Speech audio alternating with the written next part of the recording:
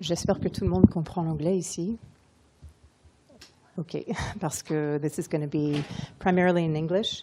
So hello everybody and welcome. I am Kathy Wallerstein, founder and co-director, co-chair with Moritz van Beverdonker, who's sitting right there, of the Consortium for Humanities Centers and Institutes, CHCI, Critical Humanities Spaces Network. So it's a mouthful, but we are an international group that operates within the CHCI, an umbrella organization for arts and humanities centers around the world. And our network provides opportunities, such as this one, to discuss questions relating to the humanities' critical tasks and to the spaces within which those critical questions and research can flourish. Theorizing space as well as the humanities themselves has been central to our project. And if you want to find out more, you can go to our website, which I can give you after. I don't have it ready. But yeah, all the details are on the website as well as our previous events, and you can get a better sense of the scope of what we do. But for this conference, we have partnered with CRAL, le Centre de Recherche sur les Arts et Langages, at the EHESS, l'École des Hautes Études en Sciences Sociales, and with the FMSH, the Fondation Maison des Sciences de l'Homme, where we are right now, who have kindly provided us this beautiful space in which we are gathering. So at CRAL, I want to thank Tiffaine Samouyo, Marion Dupuis, Adelaine Lofel, and Huguette Bazabana for all their incredible work making this happen. And at the FMSH, I want to thank Sarah Guindani, who's no longer at the FMSH, but she was my first person who opened this door for us, Marta Craveri, Anne-Claire Delaunay, Véronique, and I don't know her last name, and Hind Ben Fares, for their donation, literally, of this space and all their time. I also want to thank Judith Carrera for agreeing to bring in the Center for Contemporary Culture in Barcelona as a partner, and we hope very much this is the first of many partnerships to come. And then lastly, I want to give a very big thanks to Julian Beller, who is joining us online from Madagascar, for letting us finish our conference at the extraordinary CISB, which is an arts center, cultural center, community space in Saint-Denis, where we'll go after lunch on Tuesday. And one little announcement about that, it's in the program, it says we're going to arrive there at 2. I don't think that's going to be possible with how long transportation takes and everything. So we're going to say 2:30, just in case people are coming separately. And I just also want to point out that all but one of our steering committee is here for our group. We have Patricia Parker, Moritz van Beverdonker, and Andres Claro, as well as myself, and one other member is missing, Rosinka Chaudhura. But we are the core group of the Critical Humanities Spaces Network. So the question of utopia has been in the air these past few years. Books and conferences on its political uses, its many histories and questions about its future. The FMSH, Maison des Sciences de l'Homme itself, has functioned as an extraordinary utopic space since its founding on January 4th, 1963 by historian Fernand Braudel, acting since then as a global crossroads for research in the humanities and social sciences, really unique in the world. And a book just came out, in fact, that I have here on display, called, about this utopie braudelienne, la Maison des Sciences de l'Homme de Paris, une utopie braudelienne réalisée, 1963 à 2005, and you can purchase it, I think, right next door, but it really is framing, in fact, the history of this institution within the framework of a utopia.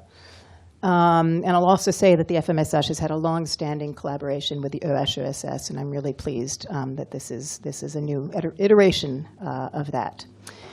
So today's discussion will be on the utopic, both as an adjective for utopia, like utopian, but also, I think, a word with a bit more ambiguity and a little less certain a place to land. And that's not to say that the utopian and utopia won't also be part of the conversation, but I think that ambiguity is important. And so, yeah, over the course of the next 2 days, we just have a fantastic group of people from philosophy, history, literature, the arts, architecture, the world of cultural centers, art practitioners, curators, and performers. And I'm just very glad that you're all here. And we hope very much that people in the audience will engage in the conversations, because these are really kind of round tables, including everybody. Of course, we have coffee and croissant. And one last thing, if you have not pre-registered, we would love to get your name and email, and there'll be a piece of paper on the coffee table on which to add your name, and we can add you to our mailing list and let you know about future events. And I think that with that, we're going to start our first session. So.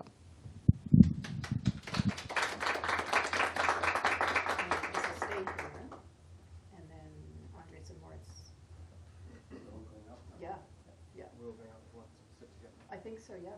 Yeah, and Marta. So is that enough? Yeah. So I think he's first. Oh, Jesus, okay. Marta, do you want to come up? And I think we can all be up here together, right? Isn't that what it is? You can use this one. Yeah, this is fine. Yeah, thank you. Yeah. So I think it's you and me, right? Moritz in the middle? And then me. Maybe Moritz in the middle. I'm not doing anything. Yeah, Moritz is first. Moritz is first, yeah? Is it me? It I don't doesn't know. matter. Let's just do it alphabetically. I know, then you will last. No. I am. I am last anyway. Are you last? Yeah, let's do it that way then. Okay. So that Moritz in the middle. Yeah, okay. Okay. So I guess, do you want to go first? Yeah, You I'll want me to begin? Sure. Yeah. Bon, je vais vous introduire. No, okay. So, but in any case, wait. So Andres is going to introduce. Okay. Bon, bonjour, c'est un plaisir d'être ici. Je vais introduire les panélistes qu'on a pour aujourd'hui.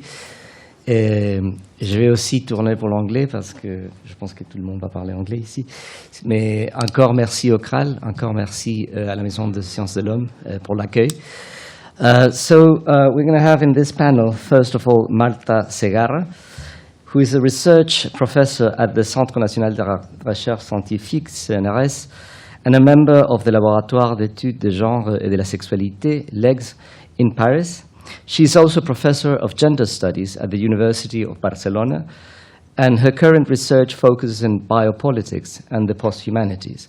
Her latest book is titled Humanimo, Où placer les frontières de l'humain, which the book was published this year, 2024. After that, we'll hear from Moritz van Bever Donker, who is a research specialist in black consciousness philosophy and negritude, and examines the modes through which the global postcolonial and decolonial discourses rescript our understanding of political philosophy and the world.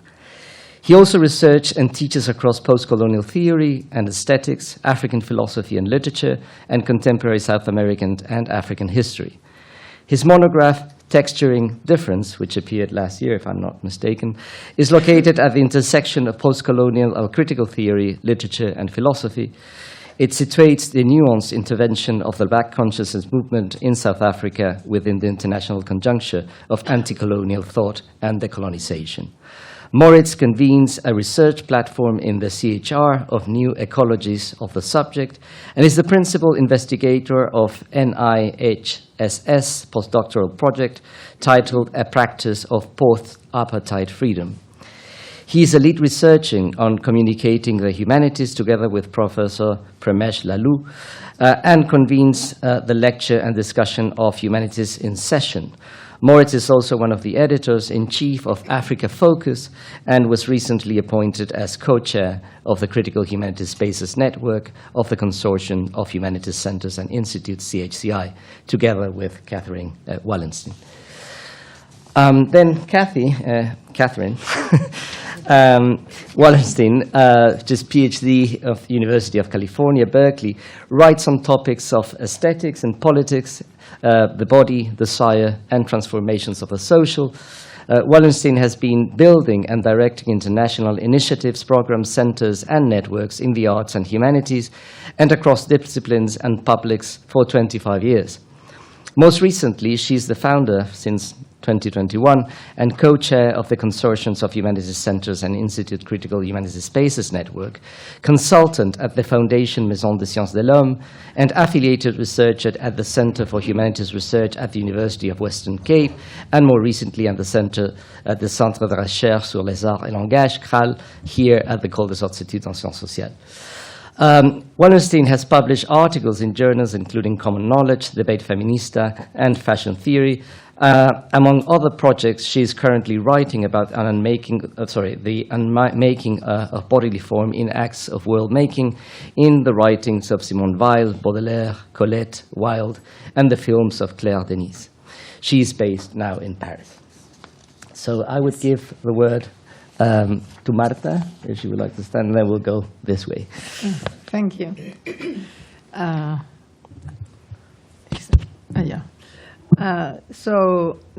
The title of my paper is Rereading Kinship, and I will show also a short excerpt of a video, but later.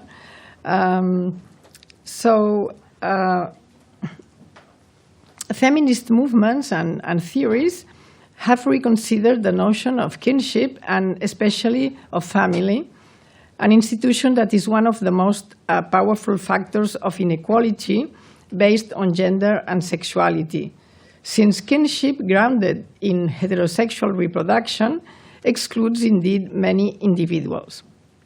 To counter this exclusion, the concept of family has been extended in the global north beyond blood ties and formal alliances in what has been called queer kinship, for instance, by Judith Butler, whose title, Is Kinship Always Already Heterosexual?, a paper included in Undoing Gender, questions traditional and still hegemonic kinship. My paper will extend this reflection beyond human kinship and toward interspecies kinship, for only a radical rethinking of the relationship that humans have with other living beings would allow, in my view, for a radical reconfiguration of the common. I will refer to an inspiring reconsideration of interspecies kinship by a video art work created by Adel Abdesmed, on which Hélène Sixou has written a poetic essay. But let's take a look first to the term kinship in several different languages. In English, kinship derives from the same Proto-Indo-European root as the Latin genus, related to race, origin, tribe, and gender. The Cambridge English Dictionary defines kinship as, first, the relationship between members of the same family, or second, a feeling of being close or similar to other people or things. The first meaning is associated with connections by blood, and as such, it has undergone revisions by feminist and queer critics. Kinship's equivalent terms in Romance languages such as Spanish, parentesco, French, parenté, or Italian, parentela, come from the Latin verb pario, to give birth, to engender, related to gender also. They are thus also associated with biological kinship, even though the significant image of blood is apparently missing in this linguistic family. The second meaning of the English term kinship, I repeat, a feeling of being close or similar to other people or things, with its focus on relation and affect, opens new possibilities about who is our kin, and a rethinking of the very notion of human and who counts as human. What are the ethical and political implications of post-human kinship? How can our encounters with different forms of life or matter more broadly be conceptualized differently if we think about them as post-human kinships? What happens when we do not think about kinship as only encompassing the human? These questions allow for a critical re-evaluation of what it means to be kin and to make kin, as Donna Haraway says. Echoing the cousinage that Montaigne established between human and non-human animals, Haraway makes a kinship claim that extends kinship to all creatures, as she says, a term that encompasses living creatures of and other forms of existence, whether non-human animals, plants, microbes, and even machines. We must accept the fact, Haraway writes, I quote her, that all earthlings are kin in the deepest sense. End of quote. This is not to suggest that our relationships with non-human creatures are necessarily harmonious or that interspecies forms of kinship are always disruptive. They can certainly reproduce the most usual forms of intrahuman kinship and the worst kind of them. As with our intrahuman relationships, these forms of kinship, says Haraway, I quote her again, can be full of waste, cruelty, indifference, ignorance, and loss, as well as of joy, invention, labor, intelligence, and play. End of quote. Haraway focuses on the obligation of making kin well, as she says, and I quote her again, in a world that is an exuberant array of invitations, both refused and taken up, to make kin. Taking up these invitations highlights how making kin is a voluntary action, I quote her again, instead of accepting something that has been given to us, family, and reproducing the same model. So making kin is always a work in progress, formed beyond normative relating, whether marked by blood or social relations. Haraway advocates not for a reproduction of kind, but instead, I quote her, for making kin as odd kin. That's why she polemically, but humorously mostly, prompts us to make kin, not babies. Therefore, kinship is both about ethical obligation and ontological interrelatedness, according to Haraway. So she defines that as kin are those who can make claim on you and to whom you must respond. Kin thus should be understood as a verb rather than a noun, underscoring its highly processual and relational quality. We always become with each other, and in Judith Butler's words, we are also undone by each other. However, if the concept of kinship is broadened to include any and all forms of ethical relations, perhaps its critical potential diminishes because it opens up to too many possibilities and meanings. Its relation to affective relatedness becomes much less evident, for instance. On the contrary, if we maintain the notion of affective closeness, as in Butler's definition of kinship as modes of intimate alliance, the term takes on a more precise, less abstract meaning.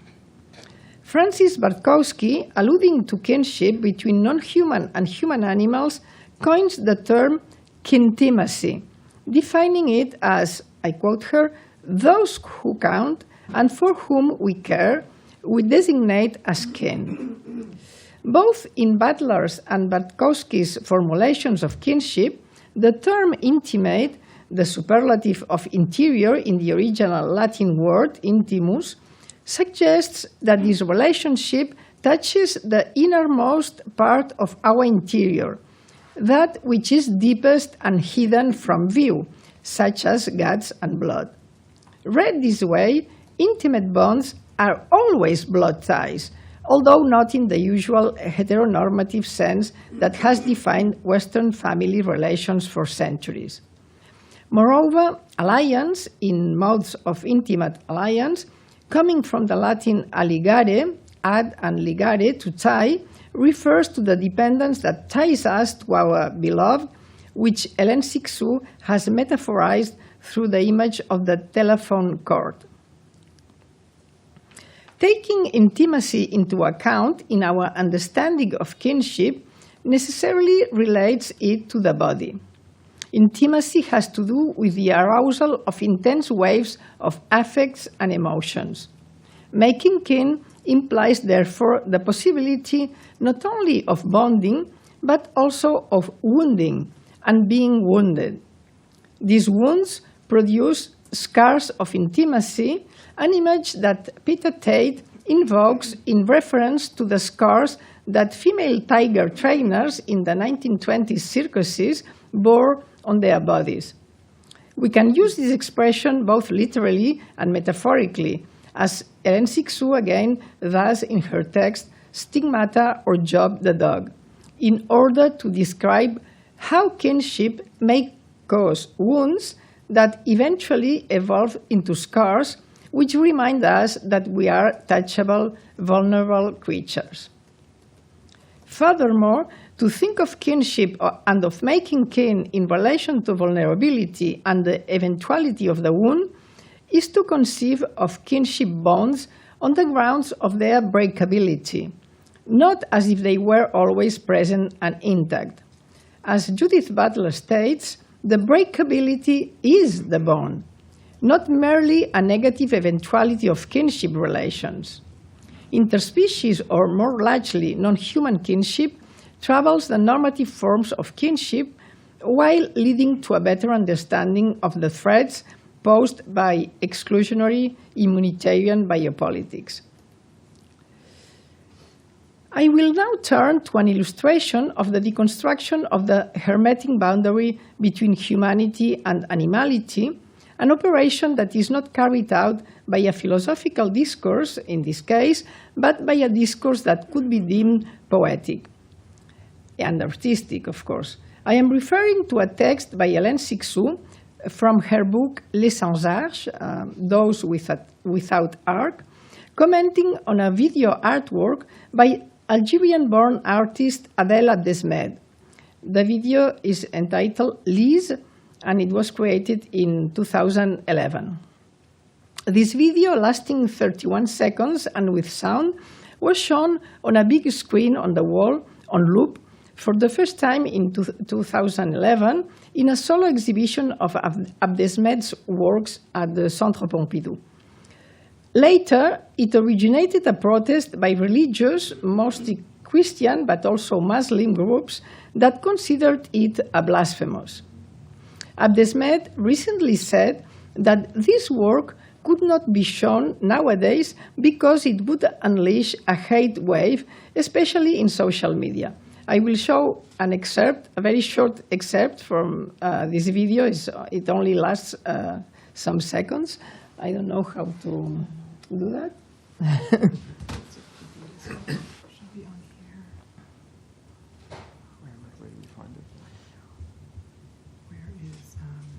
Is Véronique around? Share the screen. Okay, you share the screen. Let's partage it. Yeah. And then you have to select which one. Mine is it. Go to the color key captain. Maybe it was this one, and because it No, wasn't. that's my one. That's his. So that one. Go there. No, but that's an email. Parce que c'est Martha qui va aller d'abord. Alors, vous voudriez diffuser quel document? La vidéo. Celui-ci? Non, c'est celui après. En fait, on a changé le. Ah, pardon, d'accord. Alors, dites-moi lequel c'est. C'est celui-là. C'est le deuxième. Voilà. Ah, la vidéo. Oui, la vidéo, oui. Ok. D'accord, donc je l'ouvre en fait. Okay. Et après, je vais la partager. Attends, il est dans le Zoom. Oui, il faut partager l'écran. On voit rien. Pour l'instant, je vais mettre pause. Je vais vous la remettre, hein, mais je vais la partager dans le Oui, Zoom. parce que ça dure 10 secondes, sinon c'est raté. Que la personne puisse le voir. Alors, attendez. Hop, juste revenir en arrière. On va pas tout de suite partager. Voilà, alors. Partager. Voilà, elle est là.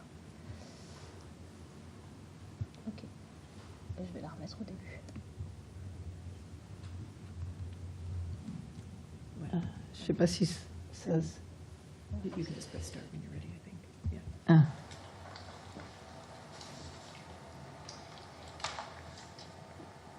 Bon, je sais pas si c'est clair, mais...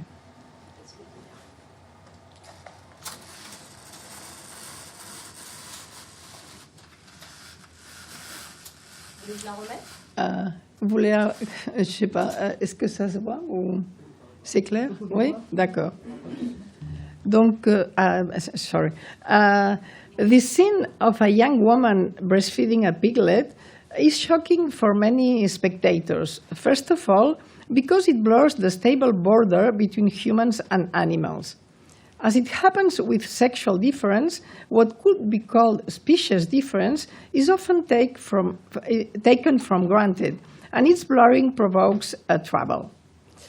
But this scene is disturbing, above all, because it alludes to birth and the mother-infant relation. Oui. D'accord.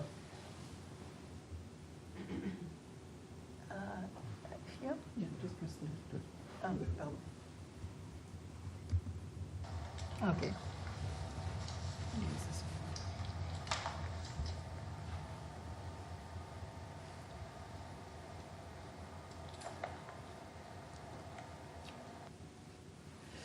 Yeah, it's only 10 seconds because the artist only allowed me to show 10 seconds of the 30. But well, I think it's quite.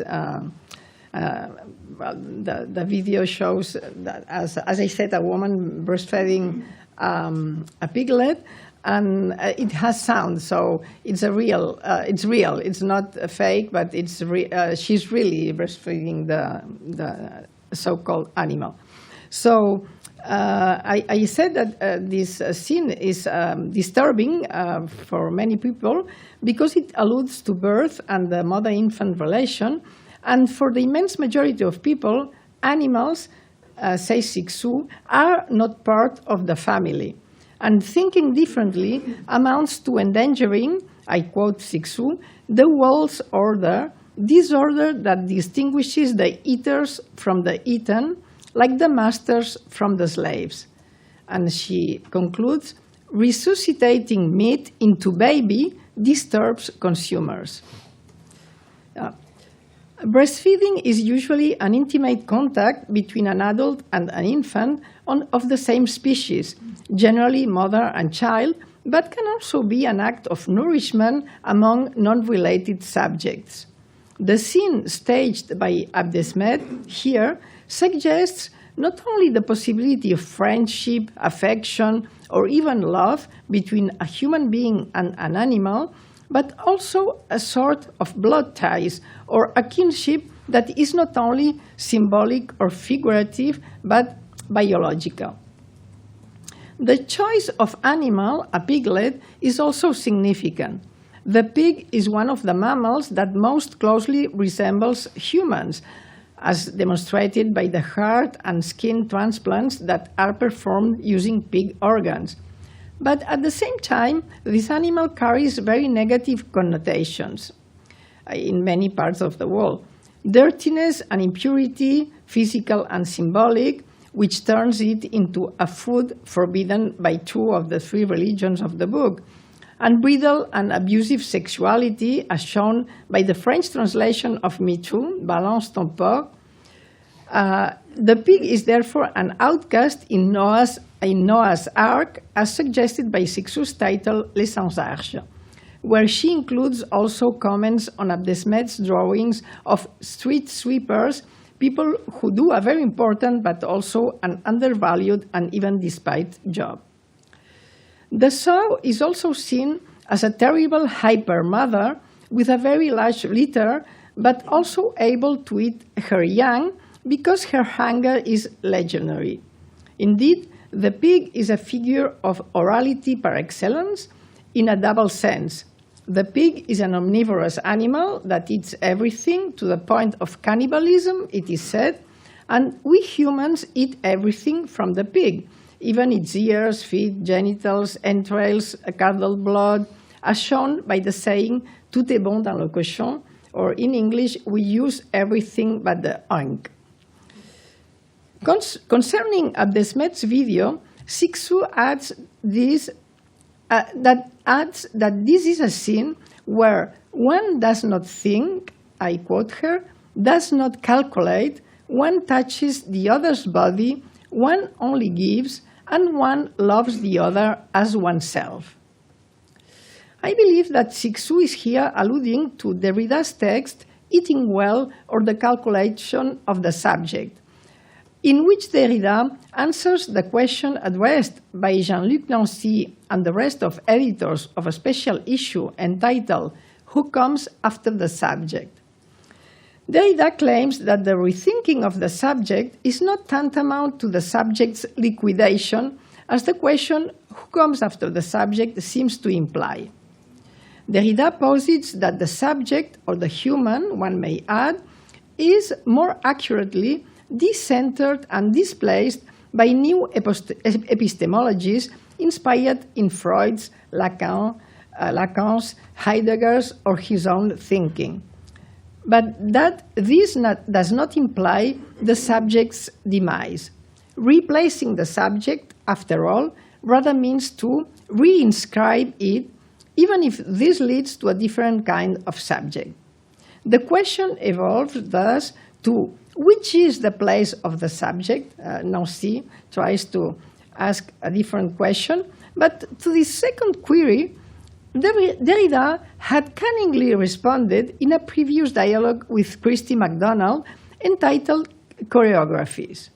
Having been asked about the woman's place, the philosopher concludes that this question should not be formulated in this way, contrary to what reactive feminism, as he calls it, a feminism that fights to place women in the same position than men, does.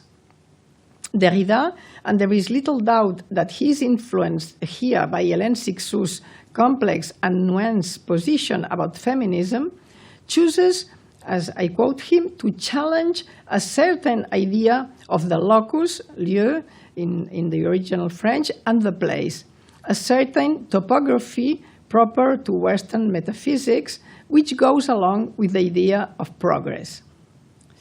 Applied to the subject, this deconstruction of topography would open the subject, depriving it from its unity, I quote Derrida, its qualities of stance or stability, everything that links the subject to conscience, humanity, to history.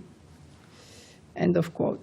Following this conception of the subject, I quote again, Derrida, the relation to self can only be différence, with an A, that is to say, alterity or trace.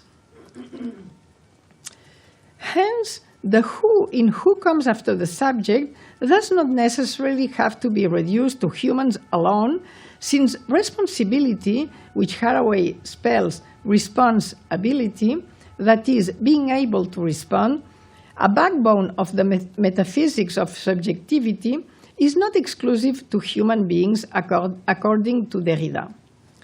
It is well known that, notably in some of his last texts, The Animal That Therefore I Am, and the seminar The Beast and the Sovereign, but in reality for many years, Derrida had been reflecting on the question of the animal, deconstructing the solid borderline erected between humanity and animality, which is at the basis of the traditional conception of the subject.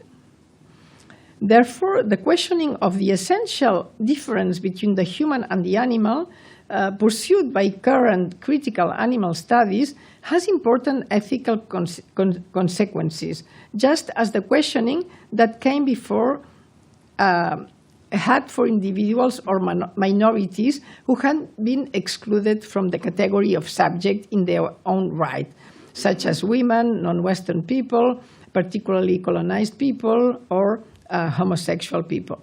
As is well known, moreover, the animalization of some of these human beings made them expendable for labor, as in the case of slave people, or entertainment. Human beings were still shown in zoos at the beginning of the 20th century, and even killable.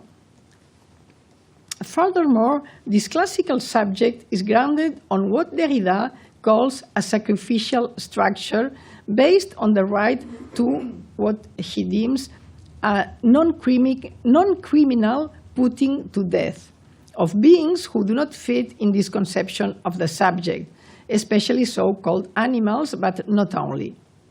As is well known, the animalization of some of these subaltern subjectivities, in Rosi Braidotti's words, made them fit, as I said, for slave work or entertainment.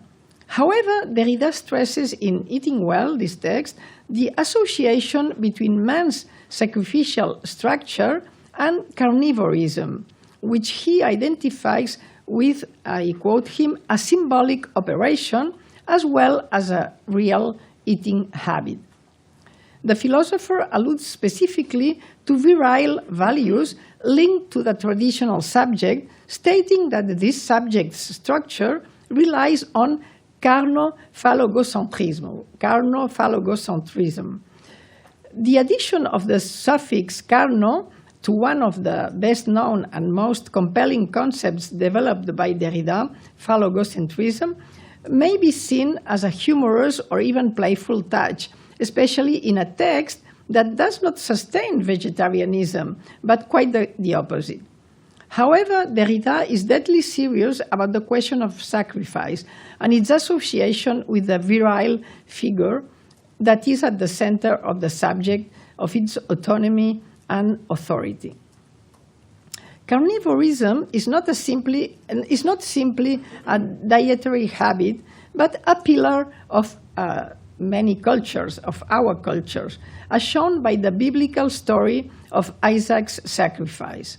In Christianity, the sacrifice of the ram who replaces Isaac prefigures that of the Christ sent to death by his father, a sacrifice symbolically repeated in the rite of the Mass. But Islam also commemorates the same story in one of its most prominent feasts, and of course Judaism has also a similar ritual. The classical subject, following Derrida, I quote him, does not want just to master and possess nature actively. In our cultures, he accepts sacrifice and eats flesh as a symbolic operation, but also as a real one when he eats meat. I quote him again, the idealizing interiorization of the phallus and the necessity of its passage through the mouth, whether it's a matter of words or of things, of sentences, of daily bread or wine, of the tongue, the lips, or the breast of the other. It is a sign of civilization to no longer sacrifice, it is said, to no longer sacrifice human beings, children or virgins, as was done, it seems, in so-called primitive cultures, but to replace them with animals of other species, and better to replace animals with symbolic sacrifice. This is also why the suckling of the piglet in Lise is deeply disturbing, since giving milk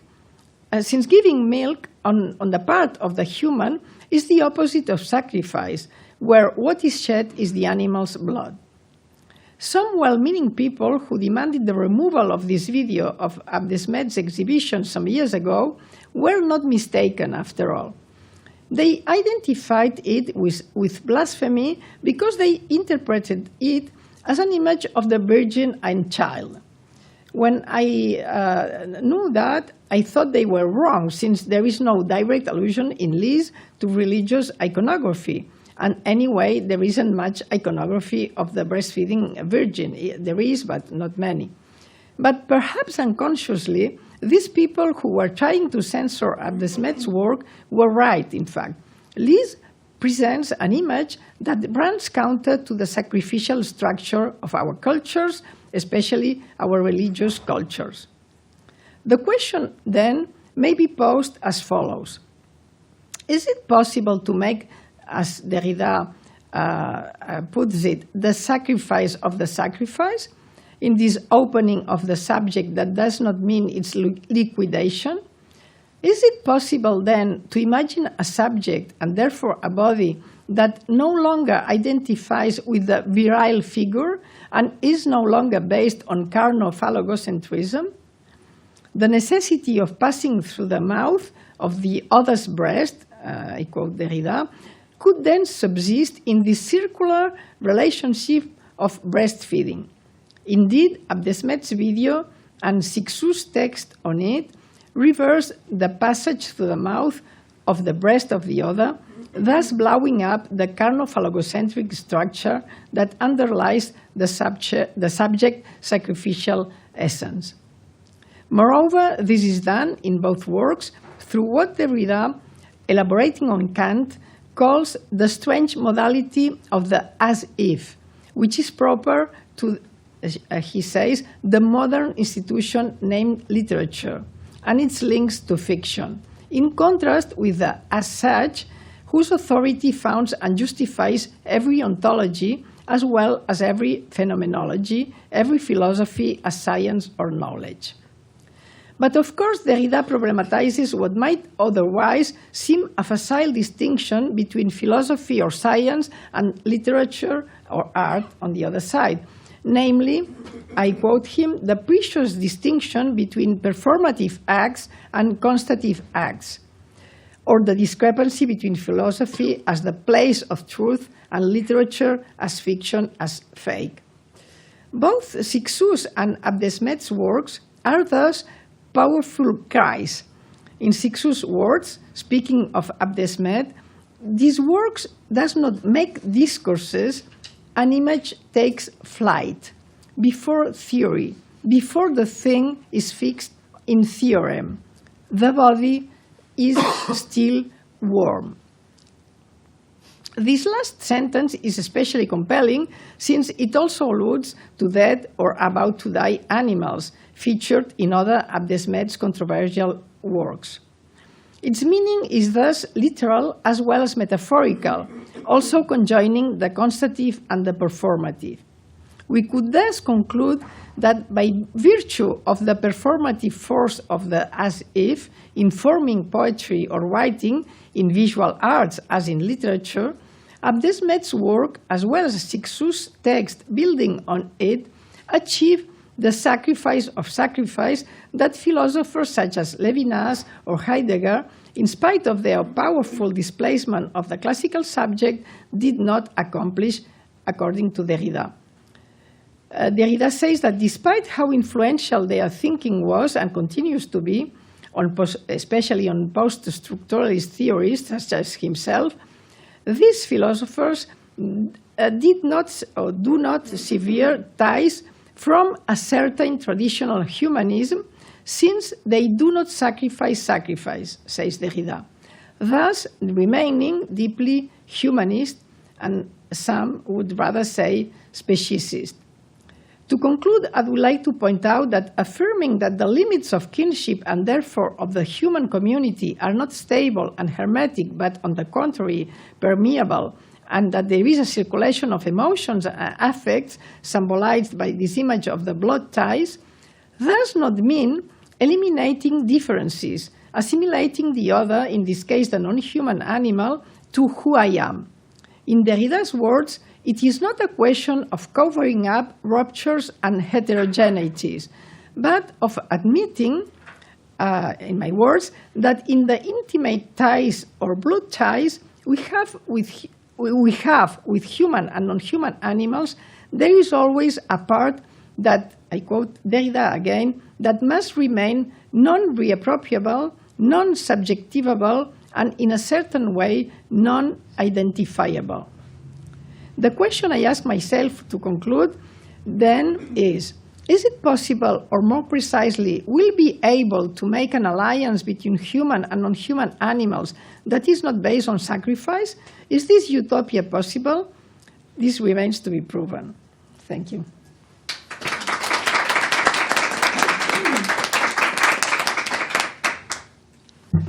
Thank you very much, Marta. And so we'll leave with you now Moritz van Beere Donker.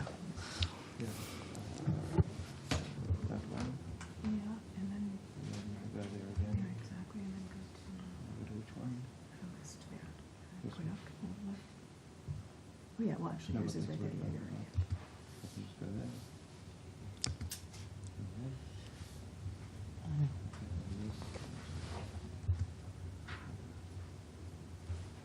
Okay.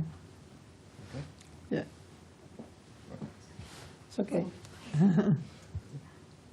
We figured it out. Oh, wait.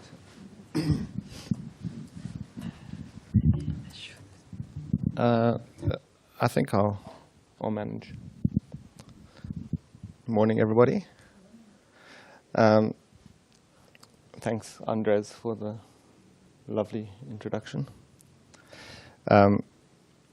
So before I begin my paper, I think it'll be helpful if I situate it within the broader arc of my work. So as Andres mentioned, my book, Texturing Difference, has just come out. It's actually come out now with Polity, now, like this year now.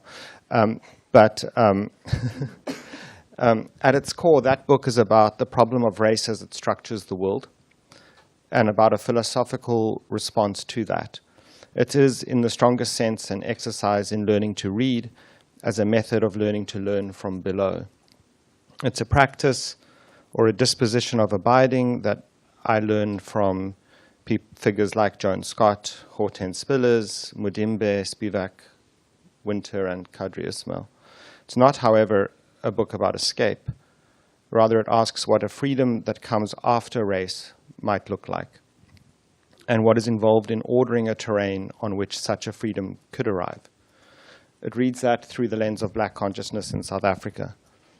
In reading and learning to read from this text, I place black consciousness in the South African iteration into conversation with its much broader text that includes negritude, critical and post-phenomenological theory and philosophy, as well as modern political theory.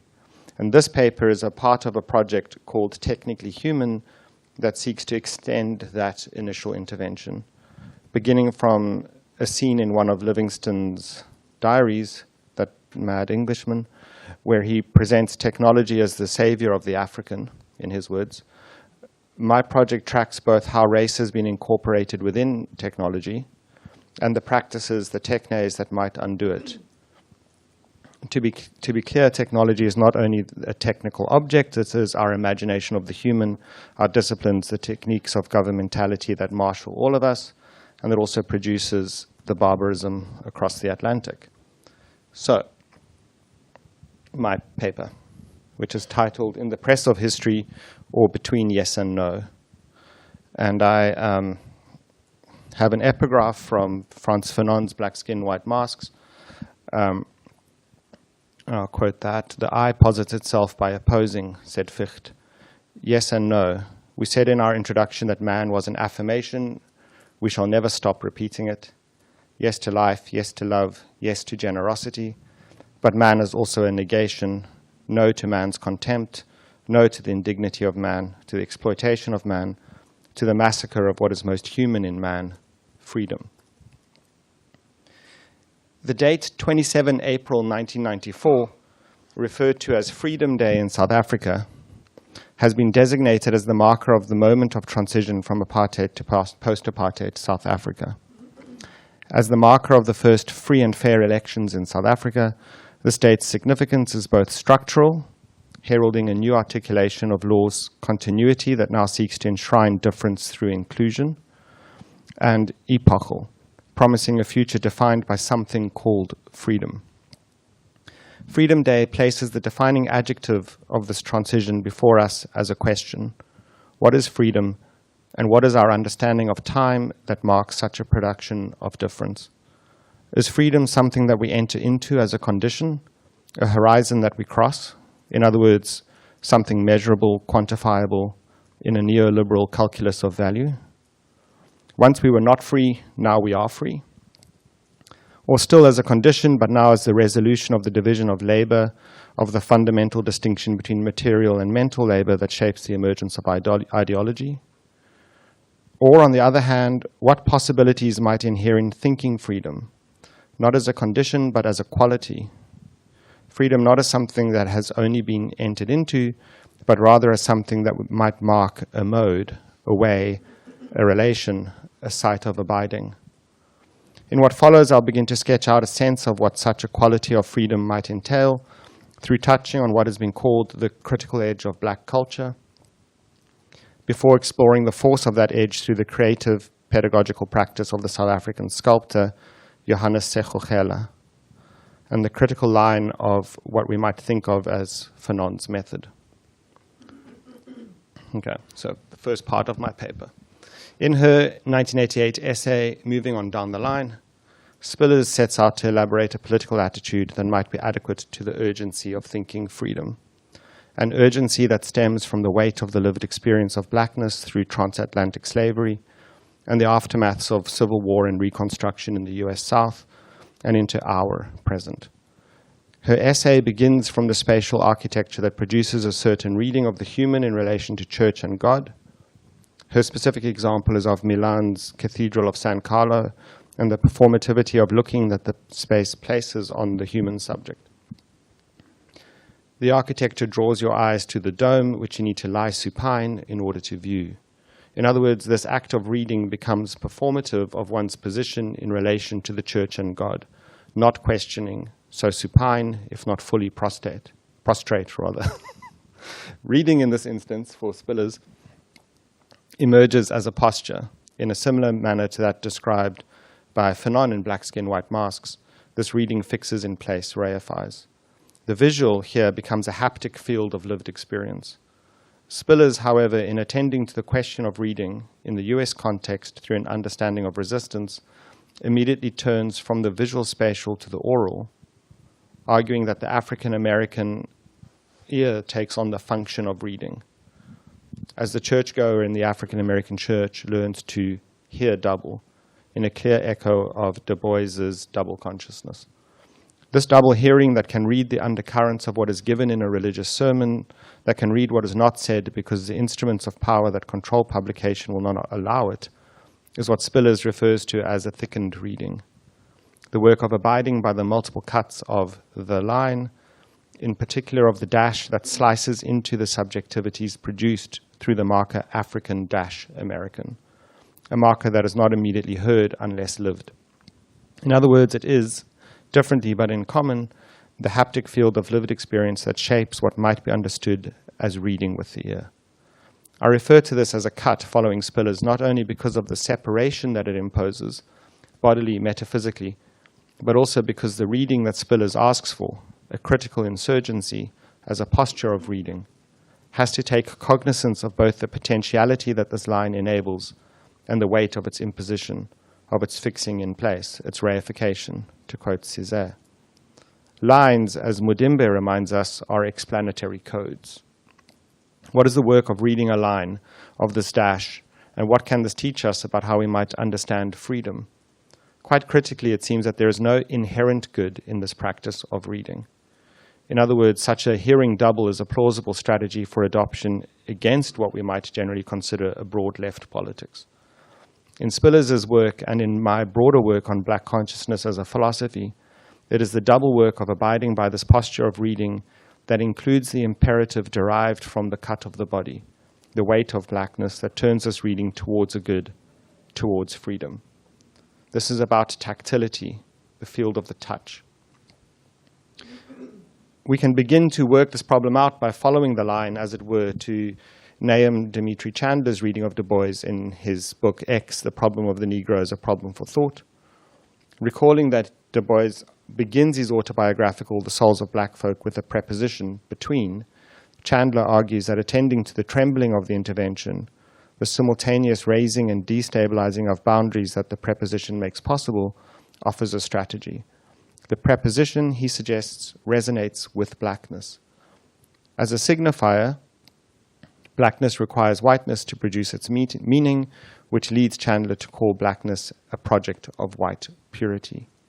Recognizing that blackness, in a word, is the difference of whiteness, allows us to read how the dogmatism in the midst of the Enlightenment around measuring, and I'm quoting Chandler, measuring and specifying the Negro, and his signals are Kant and Hegel, is all actually about the white man. This terrain, to borrow a term from one of those Enlightenment dogmatists that he identifies, the realm within which a concept carries its force, is what needs to be overturned.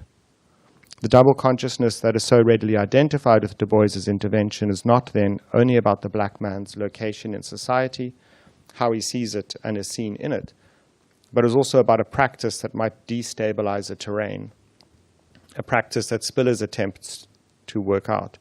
To put this bluntly, the problem of the color line is the problem of the differential that produces both black and white. Approximately 20 years later, Spillers returns to this question in the midst of the Bush-Cheney years in the USA, which at one point we thought was the worst it could get, a time in which the claiming of identity as position presented itself as an effective strategy against the normative exclusions of the new right.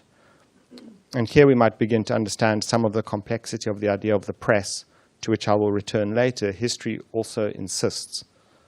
In her essay on the idea of black culture, Spillers suggests that the original distinction of labor between material and mental labor, a distinction that has been overdetermined by race, in our time has been transposed through technology. Sorry, there's something's flashing on the screen. It's all good. Keep going. Thanks, Kathy. Where was I? Okay, so the initial distinction between material and mental labor, which has been overdetermined by race, in our time has been transposed through technology into what we might think of as culture, what Achille Mbembe calls the becoming black of the world. Culture for Spillers is complicated in that it carries the function of ideology to the extent that it specifies the normal and the pathological and functions in the interest of reproducing class relations. However, in this process, it also always already produces a no, a marker of that which is excluded from culture, while through that cultural exclusion, offering a ruse of inclusion. This is, to paraphrase Ricoeur on Ideology and Utopia, the working of ideology as a relation of motivation. However, this is a relation that objectifies, and through that action of objectification also invites a no. As we might paraphrase, or at least colloquialize Foucault, wherever there is power, there is resistance. The no solicits a no. So the no of the exclusion solicits a no to that exclusion. Framing her reading of this objectivation through Fanon, Spillers articulates a critical orientation in relation to culture through the work of de Soto, Marcuse, and Eagleton that might be able to be gathered under the name of what she calls black culture. A propensity to read this internal instability of culture's production, an internal instability that she argues was first outlined by Du Bois. In Althusser's intervention, in particular, his understanding that the exclusion of this relation is not spatially removed, even if the political might enact a spatial removal as a performative of this exclusion.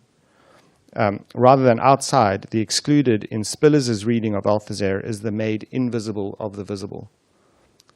Drawing on Chandler's essay on originary displacement, Spillers suggests that this folding of the visible and the invisible is perhaps best understood through the concept invoked earlier of the between, an interferential space that comes first. In other words, production in the moment of this relation does not emerge from one given entity towards the other, where the ruling class produces the worker or the white man produces the black. Rather, both ends in this relation are produced simultaneously.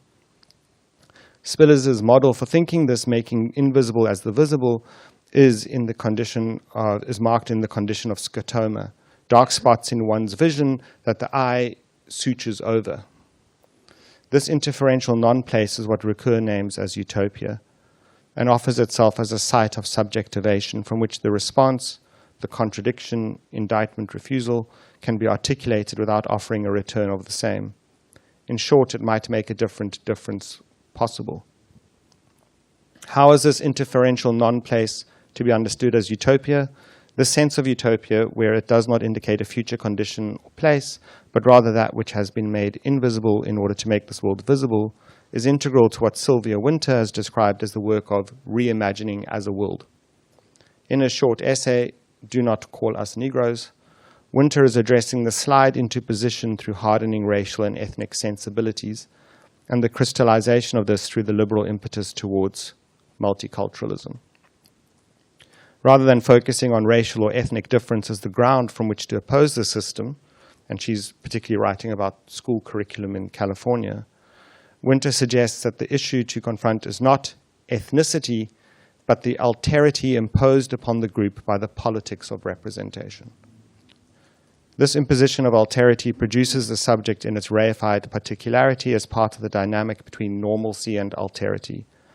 As the relation that produces the subject, in an echo of Joan Scott's critique of the evidence of experience, Winter argues the personal, in other words, the particular, cannot be the ground, the straightforward answer to the structure.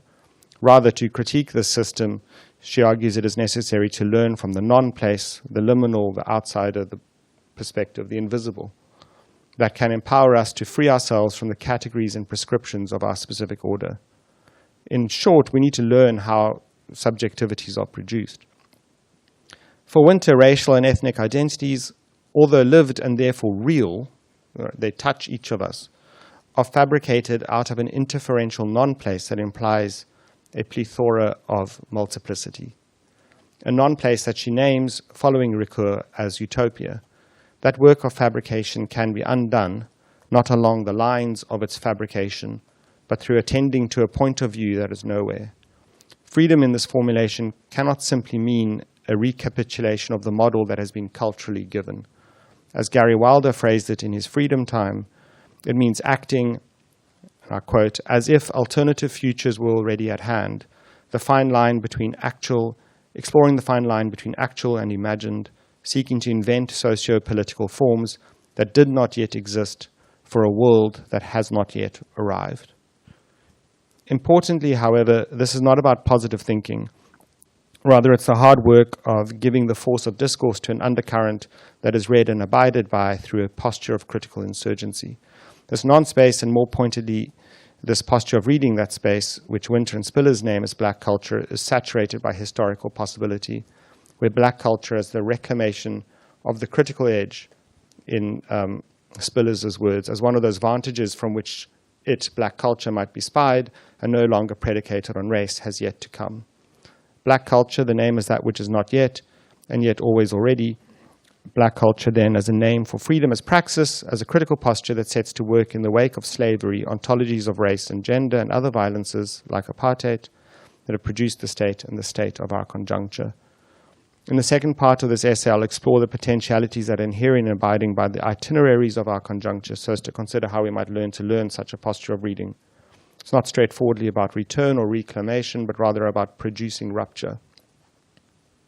One possible way, then, of attending to this call towards reading is through attending precisely to the work of reading to the letter, or perhaps the dash.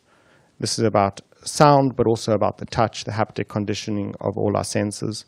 Writing about his insertion of the little letter A into difference, Derrida, in his essay on difference, suggests in a resonant echo of Spiller's that its insertion is a silent infraction. One can always act as if it made no difference. In other words, there is a pedagogy to the work of reading the line, of reading the in-betweenness. It's not about locating the original or originary subject that might give order to this reading. The non-method of deconstruction, of abiding by the politics of differing and deferring that structures language, a responsibility, as Spivak reminds us, does not lead to a hidden self that can be located. Rather, it differs from and defers itself, but without any chance that it might become conscious. In place of the absent sovereignty of the subject, we find potentiality, possibility, which consciousness proper to itself would reduce. As Cesare Casarino has argued in his discussion of philopoiesis, the love of potentiality that cuts across philosophy and literature, it's precisely the mode of possession that stifles potentiality, where potentiality is grasped as an interference that rumbles through and shatters representational texts. I'll try to go very fast through my second part. That's okay. So now the second part of the paper. In 1994, the same time around Freedom Day, right?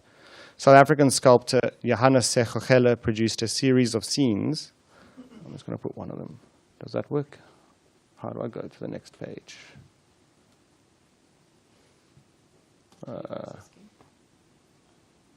Because I'm not actually in the... How do I change pages? I don't know.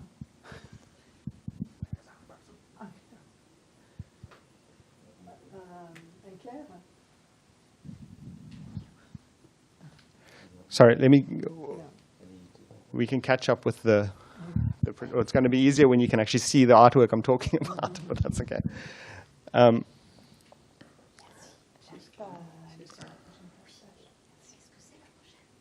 So I can't actually go between pages.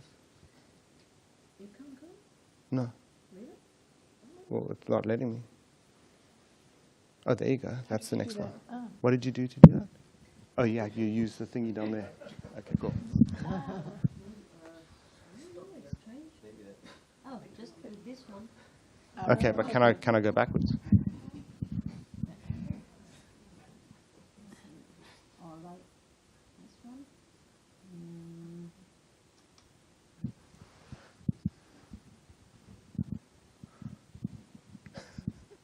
You want to go back to the PowerPoint? Yeah. Okay, sorry.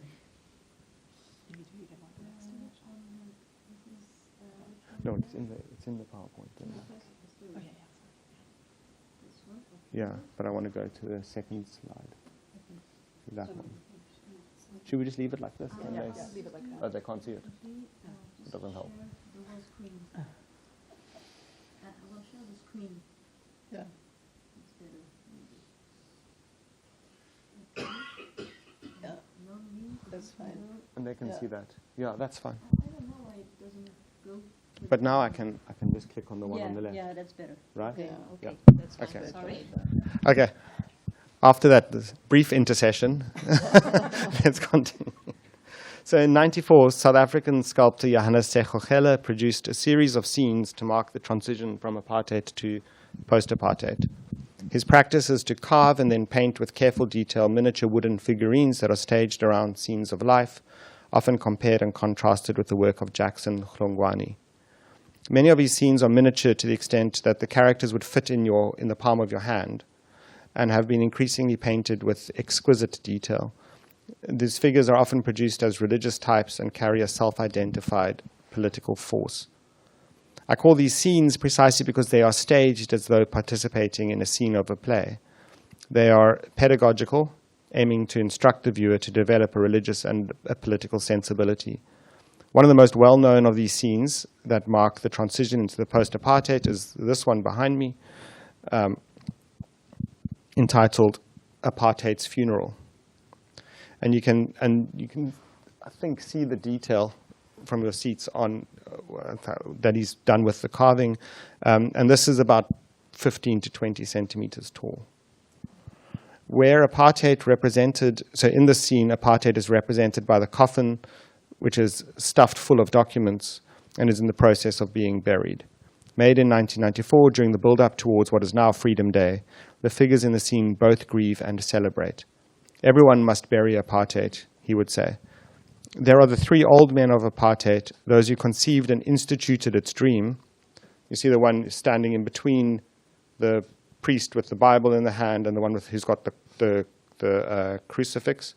That's Hendrik Verwoerd, who's the architect of apartheid. There are the political and religious leaders of the resistance with Bibles and fists raised. The three figures at the front of this scene, from our perspective, are interesting in suits, watching, not quite believing the sight of burial. One of them carries a briefcase turned slightly away from the coffin. Precisely what might be in that briefcase at a burial of what Sekhokhela identifies as a coffin whose body is documentary of juridical and ideological writings that stand in for apartheid is open to conjecture.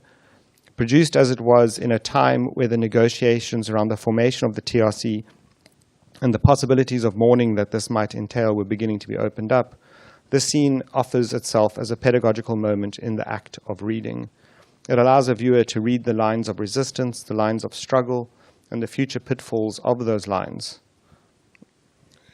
to the extent that all the figures are complicit in the mourning of apartheid, in a way.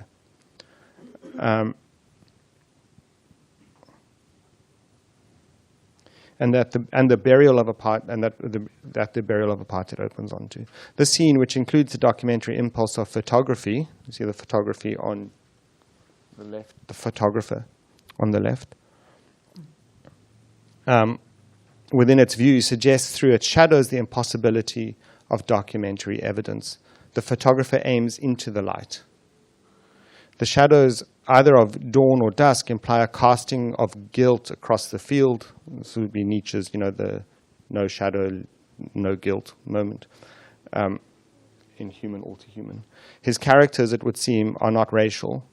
The skin color does not join to the definitional categories of apartheid. All of them, if you just use the visual field, are marked as non-white. But positional, with only one of the figures, this one in yellow, possibly representable as gendered female. So almost, all of them are male, and only one of them potentially is gendered female, and she is in that prostate position.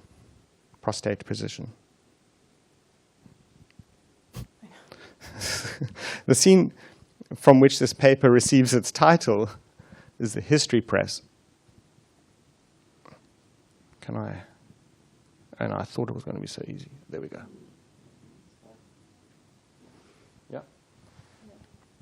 Is called the History Press, and is also from 1994, and on display at the National Gallery in Cape Town.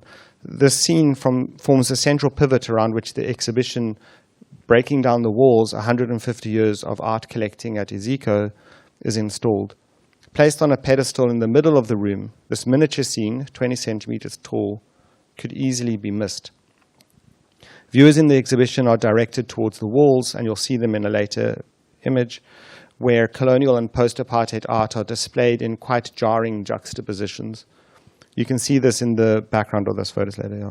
Incidentally, the aspect of the installation that has received the most commentary is the leaning of a portrait of Jan van Riebeeck, who's supposed to be the first European to colonize South Africa. On the ground, so this portrait is lying on the ground, on its side, by the door as you exit, as though it's about to be discarded.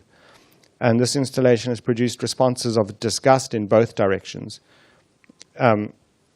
This portrait is read symbolically with regard to the founding myth of apartheid ideology.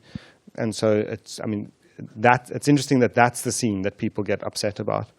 But a second particularly disturbing juxtaposition is a series of portraits that includes photographs of Rick Turner's daughter. Rick Turner is a philosopher in South Africa who was friends with Steve Biko, the founder of the Black Consciousness Movement.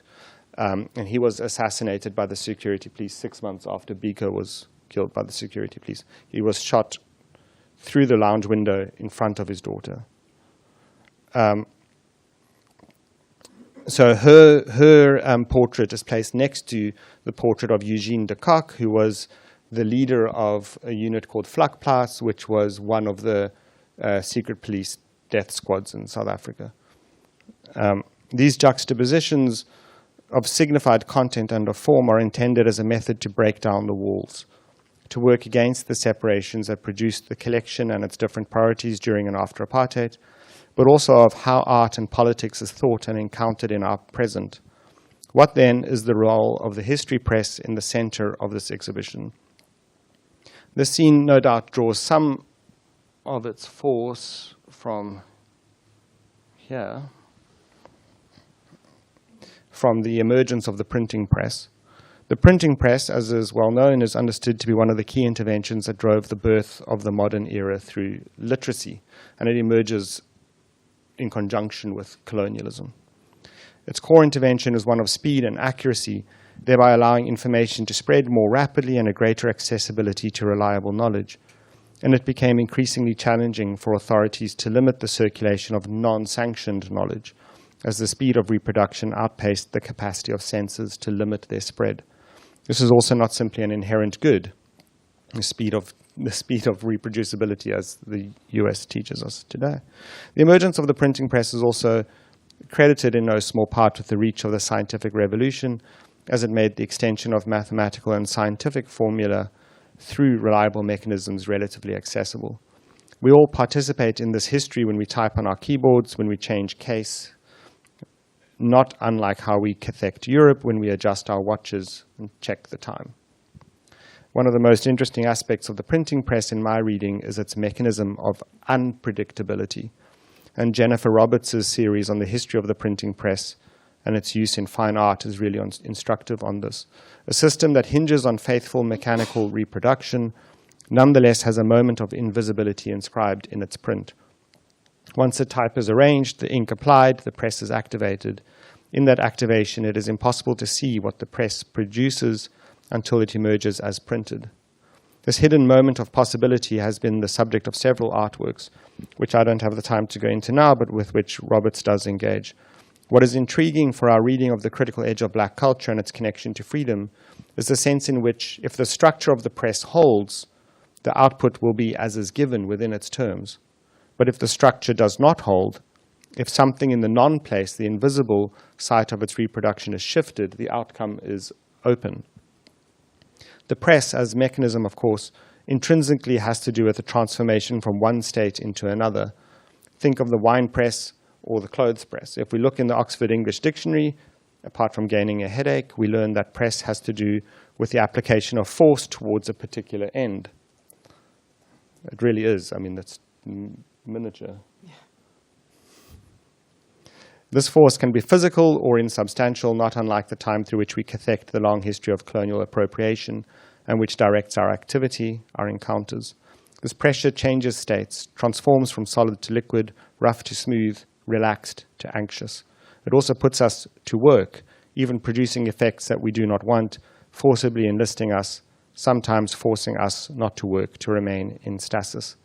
In a poignant scene from Fanon's Black Skin, White Masks, we are introduced to Fanon's understanding of the interworking of race and time.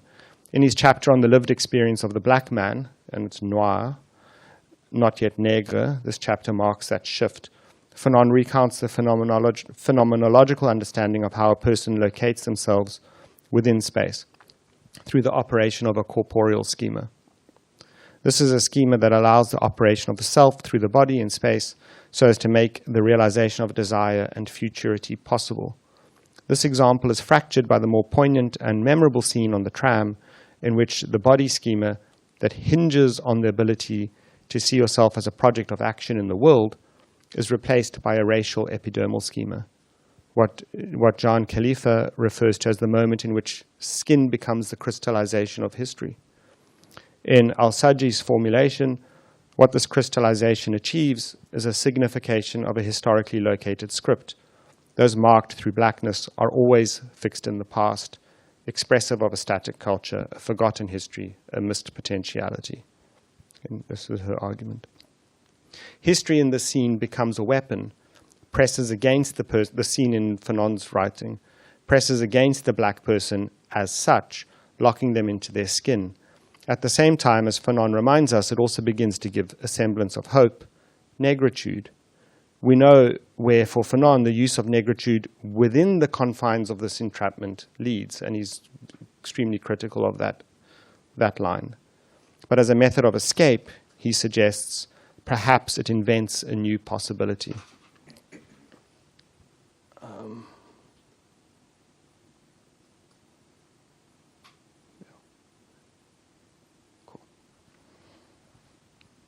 Sechochela's The History Press allows us to begin to open up some of the implications of this historiographic potential.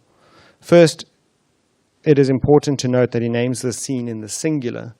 It is the history press, not one of many, but perhaps the one at the core of all articulations of identity and difference.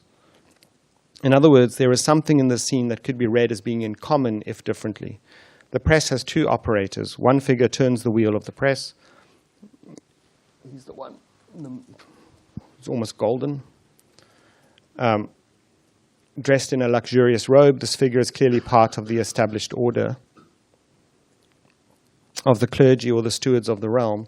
The second figure sits higher, is dressed in the clothes of the worker of the everyday, applies the ink, and is left to watch what emerges from the invisibility of the printing mechanism.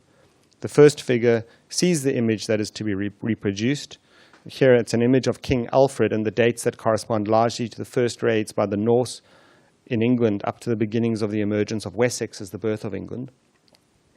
So it's a mythology that hinges on Alfred and which produced a world history that is visible on the walls of the exhibition, that English colonialism, right? circling the history press.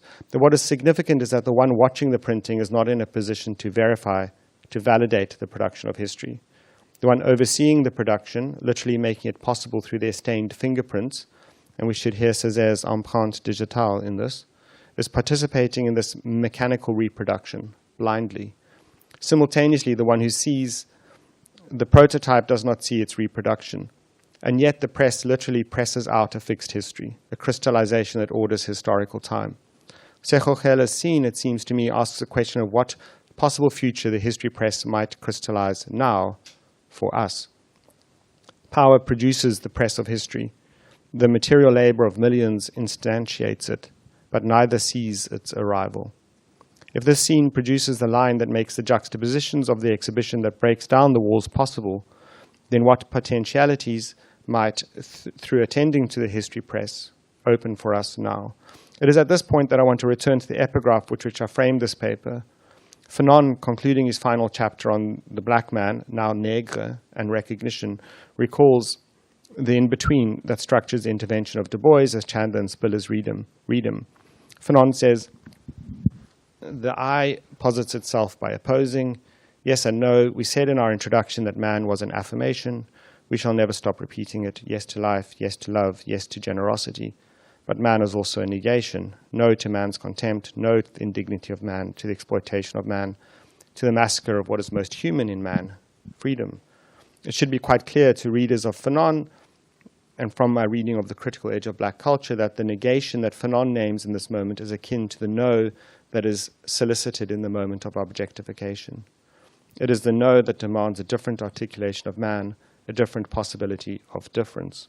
Fanon's method in Black Skin, White Masks is to work at the intersection of psychology and phenomenology, producing a philosophical understanding of race that is demanded by and responsive to lived experience. However, as he is careful to outline, that lived experience is not only our own. While each of us produces a world as our own project, this is what Fanon takes from Dasein analysis, these worlds interlock, are shaped with the press of history towards particular ends. In her essay, Too Late, Fanon, the Dismembered Past and a Phenomenology of Racialized Time, Al-Sajji reads Fanon's rendering of the mind-body schema in order to develop an understanding of the role of time in the lived experience of racialization.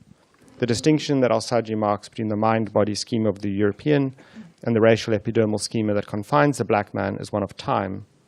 Fanon's example is of the process through which a person negotiates space and desire in order to realize the need to smoke a cigarette. It is a simple example of the body in space and time that should be extendable across all scenarios and for all people. And yet it crumbles in the moment of encounter where the young white boy on the tram recognizes Fanon as nègre. This encounter is well known. What Al-Sajji discerns in this moment is the way in which race is marked historically. Both the black man and the white child are doomed to a repetition of a script not of their making. He is going to eat me, the boy cries to his mommy. The structural differential that produces subjects as black and white functions through a racialization of time, where only those marked white have the capacity for the future, for imagination, in other words, to build a world in accordance with their unity of being a man, while the black man is marked by a perpetual deferral of possibility, an experience of arriving late in the world. The racial epidermal script has always already arrived before the subject. This trapping within the script of history is what Stephen Best refers to when he describes the practice of recovery as a returning of the we of the black man to its violent origins. The inheritance within that process of the black man is violence, the violence of dispossession, the violence of slavery, of colonialism, of apartheid, of genocide. And the return to a past not of their making damns these subjects to a repetition with no difference, the damned of the earth. What is the press of history as a way, and I'm coming into my conclusion, as a way to think the non-place of the critical age of black culture allow for us in this moment, even if differently? Fanon famously ends Black Skin, White Masks with a cry that, as he promised, is not black. In the face of the continued onslaught of the script of man that traps black and white in their bodies, he declares, "Oh, my body, always make me a man who questions." Beginning from his body, from himself as his own foundation, he recognizes and articulates the demand to question, to not accept the ideological productions that contain the world, but rather to invent new lines. Through grasping the configuration and I quote this, "The configuration of the world within which meanings are inscribed, the global structure that rules the historical meaning of meanings, we can furnish them with their conditions of possibility.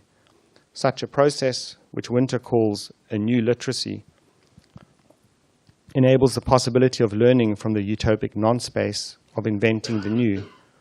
In short, along the lines outlined by Cunningham in his Pedagogy of Healing, this marks the possibility where healing marks an invention of the new, not a return to a pre-damaged past, but the invention of what might be most human in man, freedom."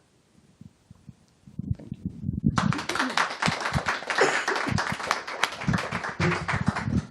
Thank you very much, Moritz. I'm going to leave now Catherine Wallerstein, who would speak about utopic temporalities. Mine will be much shorter. Making up. Before I start, there's one thank you that I forgot to give, and that was to Fiamma Montezemolo. Yes, because she provided the image for our poster and our graphic, and it's a very beautiful and apt one. So thank you, Fiamma. Okay. Utopic moments, movements, and spaces are social assemblages, aesthetically and often ideologically, united by a set of intents, beliefs, passions, and dedications. They are not the sole province of socialists, anarchists, avant-gardists, and other radical and revolutionary traditions of the left.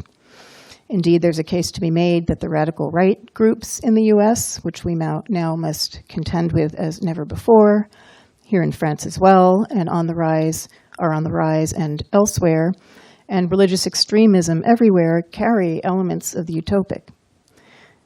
The assemblages that I'm talking about today, though, are of the broadly speaking left variety, and I will add here that I do think the left is still a viable term, but recognize that it's no longer sufficient, but that's not something I'm going to go into today.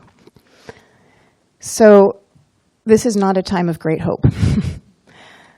There have been many times that were not times of great hope, but today's high stakes of climate catastrophe and all that entails, nuclear war, chemical warfare, and of fascist regimes of repression, along with the epidemic of misinformation, which we might call digital warfare, makes it clear that we are living in a quite different time than ever before. In a talk entitled Uncovering Lines of Escape Towards a Concept of Concrete Utopia in the Age of Catastrophes, part of a panel discussion on utopia at Columbia University in 2022, Etienne Balibar proposed that, unlike the socialist utopias of yesterday, utopias today can no longer be seen as blueprints for a better future. They no longer come from a place of hope because there is no future to hope for.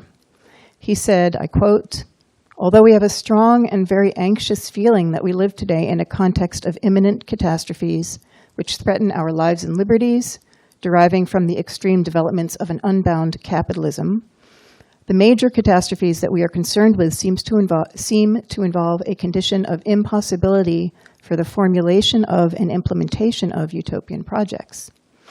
He adds, this is at the same time a paradox and an embarrassment. You can either say, he follows, that we've run out of time to think about a future, or simply that we are well past the age when we can speak of certainties. Including and especially scientific certainties, he says, and he doesn't reference this, but this line of thought can be traced back to Ilya Prigogine and Isabelle Stenger's 1996 book, La fin des certitudes. Balibar calls this the radical insufficiencies of the present. Utopia today is no longer about progress, as it was in the 19th and early 20th centuries, but, he says, about an experience of life that generates its representation in time. I'll get back to this below. Actual utopia, of course, cannot exist in the material world, for it is by definition both immaterial, physically nowhere, and out of time, always having not yet come. Utopia writ large is an unrealizable desire. The utopic, on the other hand, the way I'm suggesting we use the term, is a space-time that emerges in a great number of ways at different moments in time in different locations in the world and increasingly transnationally as parentheses inserted into the given rules of living, allowing for an articulation and experience of living otherwise. When we shift from utopia writ large and the utopian to utopic, then we can start to look at something that has in fact persisted across time, that emerges and re-emerges in ways large and small. Spaces of theory, imagination, creation, and counter-conduct. The utopic describes a set of social, relational, affective, and erotic energies that move between people and between people and their environments in communities of thought and communities of sense, as Rancière would have it, whether that be a political group, a research center, an art space, a political protest, an encampment, an intentional community, or what Peter Lamborn Wilson called temporary autonomous zones. Communities where the affective, aesthetic experience of being with others in a space and circumstance that operates on a counter-hegemonic register, even if and often while existing within an institutional space, perhaps Foucault's heterotopia, they also constitute what Deleuze and Guattari call ligne de fuite, which, as has been pointed out by many, has a much greater ambivalence in French than it does in the English translation, lines of flight, denoting processes or movements of deterritorialization and the dissolution of the codes that regulate inclusion within the existing symbolic order. These are communities or constellations marked by a transversal desire, a libidinal economy in which prevailing logic and the limits of bodies, of the social, of imagination, and of political orders exceed their given forms.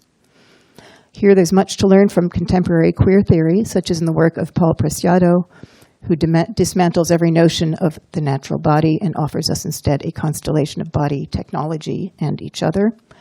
The work of Donna Haraway, too, as Marta discussed, is instructive with her notion of sympoiesis, a process of making with, where the self can only come into being collectively and collaboratively.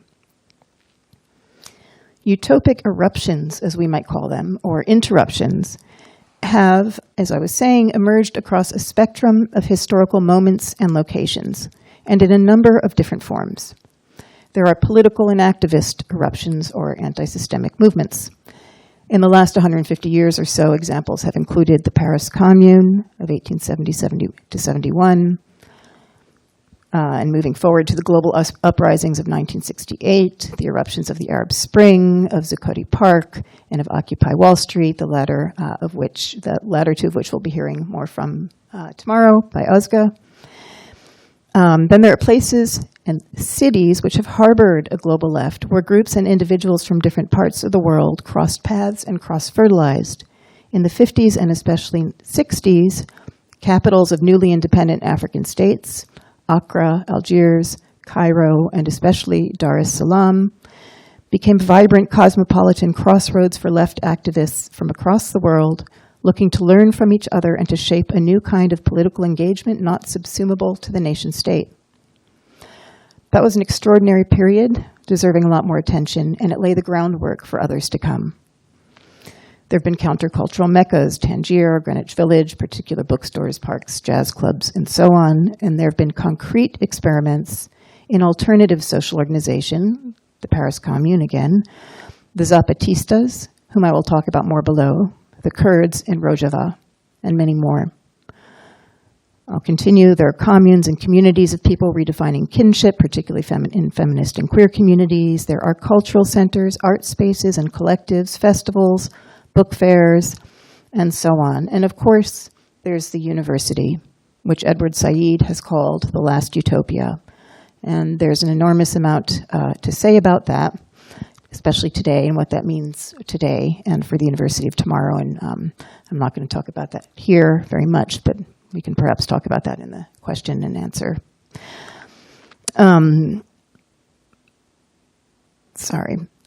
So I realize I'm cutting a very broad swath here, I realize I'm cutting a very broad swath here, but what I'm wanting to investigate, and this is really something of a first run, so bear with me, is a pervasive desire and drive for life, which is within the Freudian death drive also a desire for that which is outside of life, that unites all of these examples, a drive that is at once materially based and contingent upon unique historical circumstances, but also transcendent of those circumstances. The transcendence is both what allows us, I'm proposing, to see them as part of a collective story, but also what allows them to articulate a set of relations outside the restrictions of their time and place, and what allows them to exceed the restrictions of reigning epistemologies. And if I'm mixing up the terms cultural and political, if I'm oversimplifying the differences, which I am, it is also to emphasize the inextricable qualities of the political and the aesthetic, and similarly of the erotic and the social, as well as to place imagination and play at the center of social and political reorganization.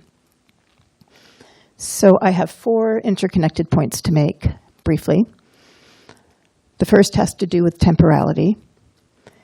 Utopic interruptions don't emerge out of nowhere. They obviously occur within the specificities of their historical moment and as responses to the political and social circumstances of that moment. But they also exist as part of a broader temporal picture, one that is not reflective of a teleological progression, but rather that remains open-ended, dialectical, and spacious. I'm not saying there aren't purposes and desired ends and goals to particular utopic interruptions. Of course there are. And I'm certainly not saying that they don't accomplish anything. Of course they do. What I'm arguing against is the common narrative that such and such movement failed or fizzled out, or so we should all give in to a cynicism about the possibilities for change. I'm suggesting that these moments are not isolated but connected. This is far from an original suggestion or analysis, but something it seems hard to grasp in the moment.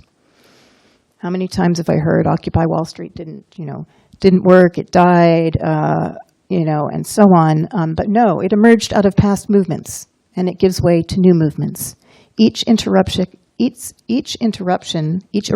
interrupts life as it is, thought as it is, opening up a space that does not close up, even if it ceases to hold the spotlight, even if it disappears from view. Within these spaces that remain, however small, new modes of thinking and being can take hold and grow and do, and new movements can be born and are. Utopic interruptions constitute ephemeral expressions of a drive for life, a desire for universal freedom and a better humanity, and a pushback against the boundaries of the given. It is necessary that these emergences be temporary or transient. Their disappearance is never a failure, although we are quick to name them so. The utopic remains utopic only as long as it resists reification. As the recently late, great Fred Jameson wrote, utopia remains utopian up to the point at which it can be realized. It must, and we must, come to terms with its perpetual movement. My second point concerns the understanding that poetic imagination and thinking that pushes against the rational and against the conventional determinations of the real play a critical role in the generation of utopic being. Poetry, Audre Lorde famously wrote, is not a luxury. Indeed.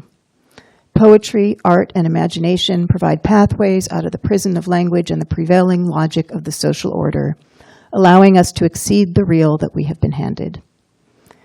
In her writings on decreation, the philosopher, activist, and mystic Simone Weil, one of the most remarkable, I think, and unsung minds of the last century, who lived from 1909 to 1943, very briefly, consistently asked her reader to do the impossible. Writing of bodily unmaking and emptying, her writings are filled with alchemy in all seriousness, such as saying we should do as plants and metabolize light into nourishment, in order to decreate the self, which in turn will recreate, allows us to recreate the world. This is what she calls decreation. Though there isn't a direct correlation between Weil's writings and the subject of this conference, I bring her up because she was extraordinary in her call for acts of a non-natural and illogical nature as the path towards being otherwise together. And also because I'm writing about her separately.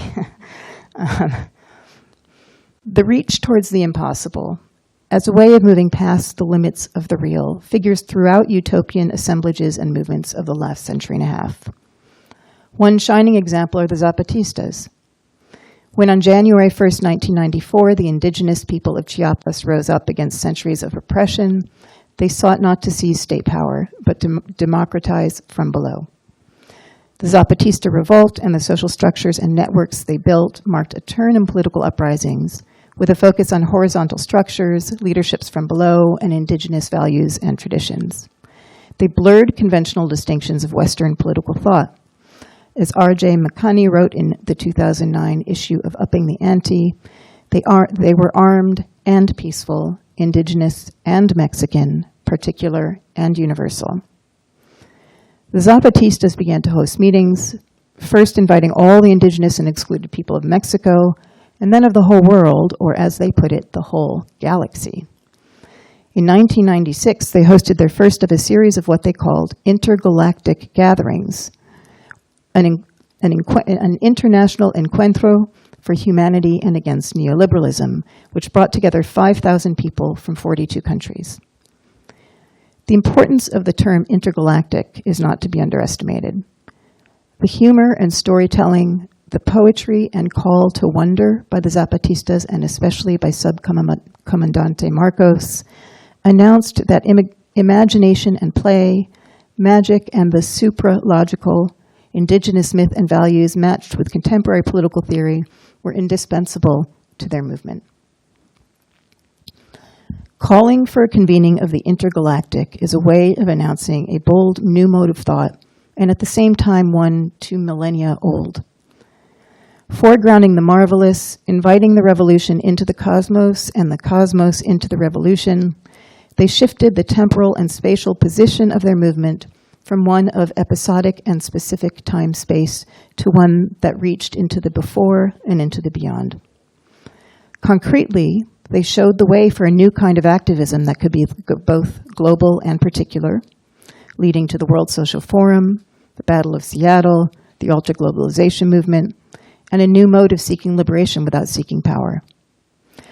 It is important that they did so as much through metaphor and storytelling and an invitation to think outside the bounds of the rational as they did through organization, order, and arms. My third set of remarks concerns desire and eros in the philosophical and psychological sense of the word, and affective interconnections between participants in a utopic space, moment, or movement. This is the juice that makes it all happen. The eros of thinking together, creating together, the physicality of doing with others. These are drives that connect us to each other and to the environment with which and within which we interact, and through whose aesthetic and erotic assemblages we undo regimes of the normal and reinvent new ways of knowing. Eros is the drive to live differently, to live better, to live. Desire is something that happens between its objects. Desire travels through bodies, across oceans, across time. Many a writer has written about desire, eros, or even ecstasy as necessary for change. Walter Benjamin, writing about the Surrealists, spoke of their aims to win the energies of intoxication for the revolution. He was referring to chemical intoxication, but not only. In Uses of the Erotic, Audre Lorde names desire as a creative force for revolutionary change. But we must be careful not to see desire or the erotic as a tool towards an end. Desire does not have a beginning or an end. It is pure energy. What matters here is desire's desire to remain alive, that is, to not be fulfilled. And only in this way can we speak of desire and eros as the fuel of utopic movement that seeks to remain in motion. So let me again be very clear, the stops along the way, the iterations of utopia are deeply, deeply important, historically, politically, artistically, intellectually, but they should not, in a sense, be seen as ends in themselves, nor as isolated moments, but as movements and as movement within a larger struggle. And they should be expected to phase out, not end, because their traces remain, allowing us at once to mourn their loss and carry them forward. We might even call this a melancholic attachment, that is, an attachment to that which is both lost and at the same time incorporated into the self, and here, the social self. In these brief points, I've tried to speak of the constant movement of the utopian imagination and to emphasize the importance of its ephemerality. Moving through poetry, imagination, and desire, the utopic is that which remains open, that which exceeds linear time and exceeds the logic of received categories of thought and action. Expressions of an intense desire to live and think and be otherwise. It resists dogma, and where dogma is present, it ceases to be utopic. In an interview in Jacobin just last year, Jameson remarks that we have no good term for the opposite of utopia. He ponders, we have said that its opposite is not dystopia, but rather the status quo. But surely, much of so-called progressive politics simply wants to change the status quo, sometimes radically. So how would we distinguish between a utopian politics and a radical politics? Resisting reification, then, is my final point. And this brings me back to the question of the university. At Columbia, during the recent protests against university investments in Israel, a student was seen holding a sign that read, "Columbia, why require me to read Professor Edward Said if you don't want me to use it?" The issue here goes much further than repression of free speech. The issue is an insidious adoption of the language of freedom and equality by the university to mean freedom and equality for those who agree to abide by a set of strictures around what those terms mean and who get to claim them. When institutions adopt our utopic language, we should run in the other direction, not see it as a win.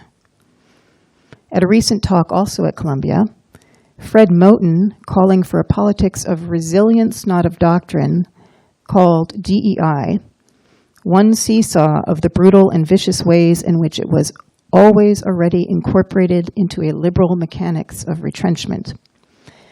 DEI, for non-Americans who might not know the term, stands for diversity, equity, and inclusion, and has become a pillar of neoliberal enclosure within the academy and without, a veritable policing of speech, action, and thought in the name of equality, even though, of course, many did not intend it to be used that way.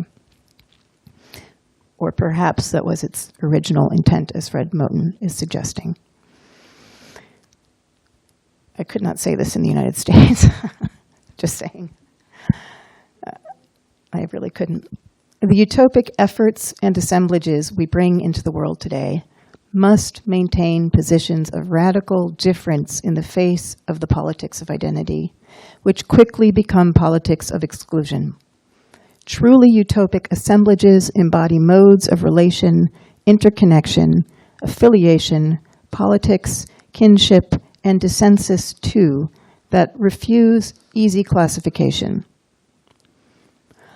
I want to end this quite brief talk with a description of an arts initiative from the early 2000s. In 2003, curator Hans-Ulrich Obrist, art historian Molly Nesbitt, and artist Rurkrit Tiravanija began organizing a series of public interventions they called Utopia Station. The first and principal iteration of the project took place at the Venice Biennale, where artists, writers, performers, architects, curators, and a great number of scholars participated in conversations and happenings, readings and performances, and parties as well, over a period of several months.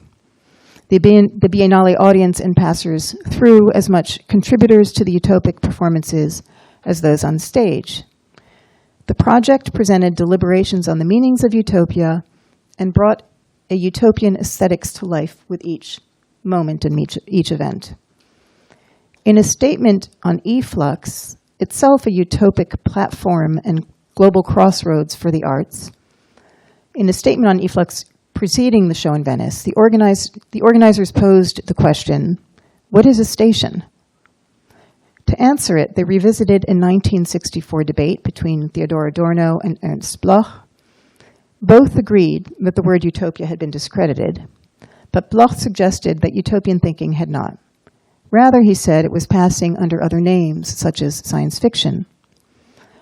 Adorno agreed and added, whatever can be imagined as utopia, that is, the transformation of the totality, it seems to me that that is the transformation of the totality. It seems to me that what people have lost subjectively in regard to consciousness is very simply the capability to imagine the totality as something that could be completely different.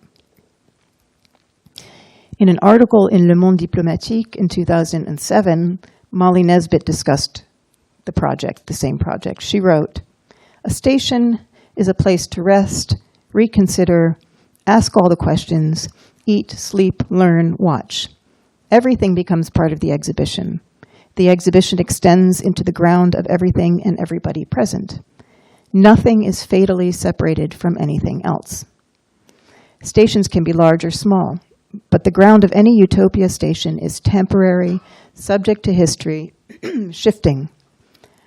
Somewhere ahead, another world might be possible." Nesbitt was using the language of the World Social Forum, which was in its heyday at the same time. The World Social Forum was and is a network of activists and social movements founded in Brazil in 2001 as a response to the World Economic Forum, with meetings every year in different locations internationally, initially only in the Global South, and still primarily in the Global South, assembling activists of every variety from all over the world to think together. Having participated in a couple, I can say that the gatherings are truly exhilarating. Another world is possible was, and still is, the World Social Forum slogan, and a very powerful one at that. It has, however, lost some of its steam. Social movements lose steam, as I've been saying, and that's normal, and it's okay. It's even good. But there's something more here. There's something more in this losing steam. Those of us hoping for a better world system to emerge out of the debris of capitalism as we've known its collapse have begun to feel less and less optimistic that something kinder might emerge. With a now completely unhinged and unimpeded Donald Trump getting ready to re-enter the White House, Elon Musk, his horse whisperer, Kennedy in charge of health, and, I don't need to go on, Gaza and the unspeakable, unbearable slaughter, maiming, and torture of an entire population, guaranteeing that no future be visible for them for at least several generations to come, at best. Sudan, Ukraine, Afghanistan, where women have just been forbidden from speaking in public. It's very, very hard to feel like another world is possible right now, or maybe ever again. But, and without putting on rose-colored glasses, I want to quietly but strongly assert that other worlds exist already. They exist between us. They exist between us here. We are world building every time we enact a different kind of collective subjectivity. And this matters enormously.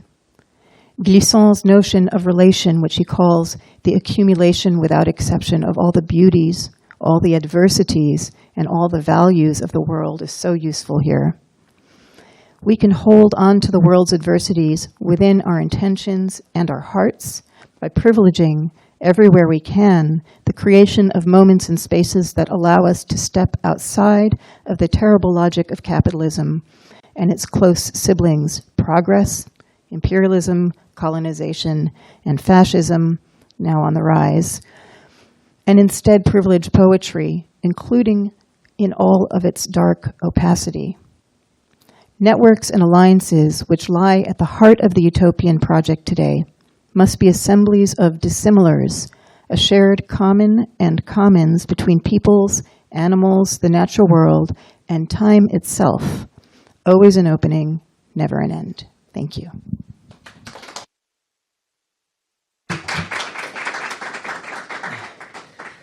Thank you very much, Kathy. So we're going to open now the conversation. You can ask questions from the public. Feel free to ask questions in English or French. We'll manage here to translate. So, vous pouvez parler soit en anglais, soit en français. Ceux de vous qui voulez faire une question en français, on va s'arranger pour le traduire. Et so yeah, so just raise your hand and I'm I'll actually going to take. get a bottle of water. Okay. Do you guys want water? Yeah, okay. Non, non, je vais chercher de l'eau. Ah ben oui, mais c'est une bonne idée. Voilà, Oui, je oui, vous ouais, le donne c'est une bonne parce que idée. c'est important que les gens parlent dans le micro, sinon ce sera Bien pas sûr. enregistré. Yeah. Et pour information, le micro qui sert pour la personne qui est en visio, c'est celui-ci. Donc c'est vrai que si quelqu'un pose une question au fond de la salle, c'est mieux de la répéter. Voilà. Ok. D'accord. Ah bah c'est gentil. Attention à juste, voilà, quand vous êtes pas appuyé sur le bouton, sinon ça va détendre. Merci beaucoup. Thank you very much. Cathy? Ok. Je reviens tout à l'heure. Ok. C'est tout. Ok. Par contre, laissez pas vos affaires parce que la salle n'est pas fermée. D'accord. Ok. Voilà. Ok, Donc, je vais dire ça à la fin. faudra pas laisser les ordis et tout Ok. ça. Quelqu'un viendra pour l'ordinateur de la salle. Ok, je vais prévenir tout le monde. Donc vous verrez cet après-midi. Et je reviens vers 13h. Ok. Should I invite everyone for lunch at the end? Because I think how many lunches do you have? It's about 20 people. Yeah, that might be enough for everybody. Okay. Yeah. Maurice. Yeah. So one question is from let's say a more South African point of view, so really local in a specific place, right? What is the more generally to talk about the decolonial or the post-colonial? Because it's not the same as in the States, and I think it's important to make a distinction, or maybe not. You tell me. And for Cathy and Marta. Because I was very stricken by your image, obviously. So for Marta, what is the role of the artist in taking that image in terms of gender and utopia? And for Cathy, what's the power of an image or imagination in the construction of utopia or the status quo?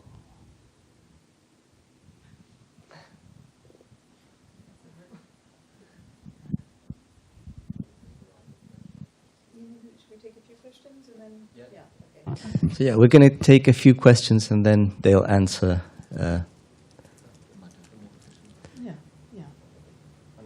Including from us, we can ask questions. Well, I could maybe do some questions. Yeah, yeah.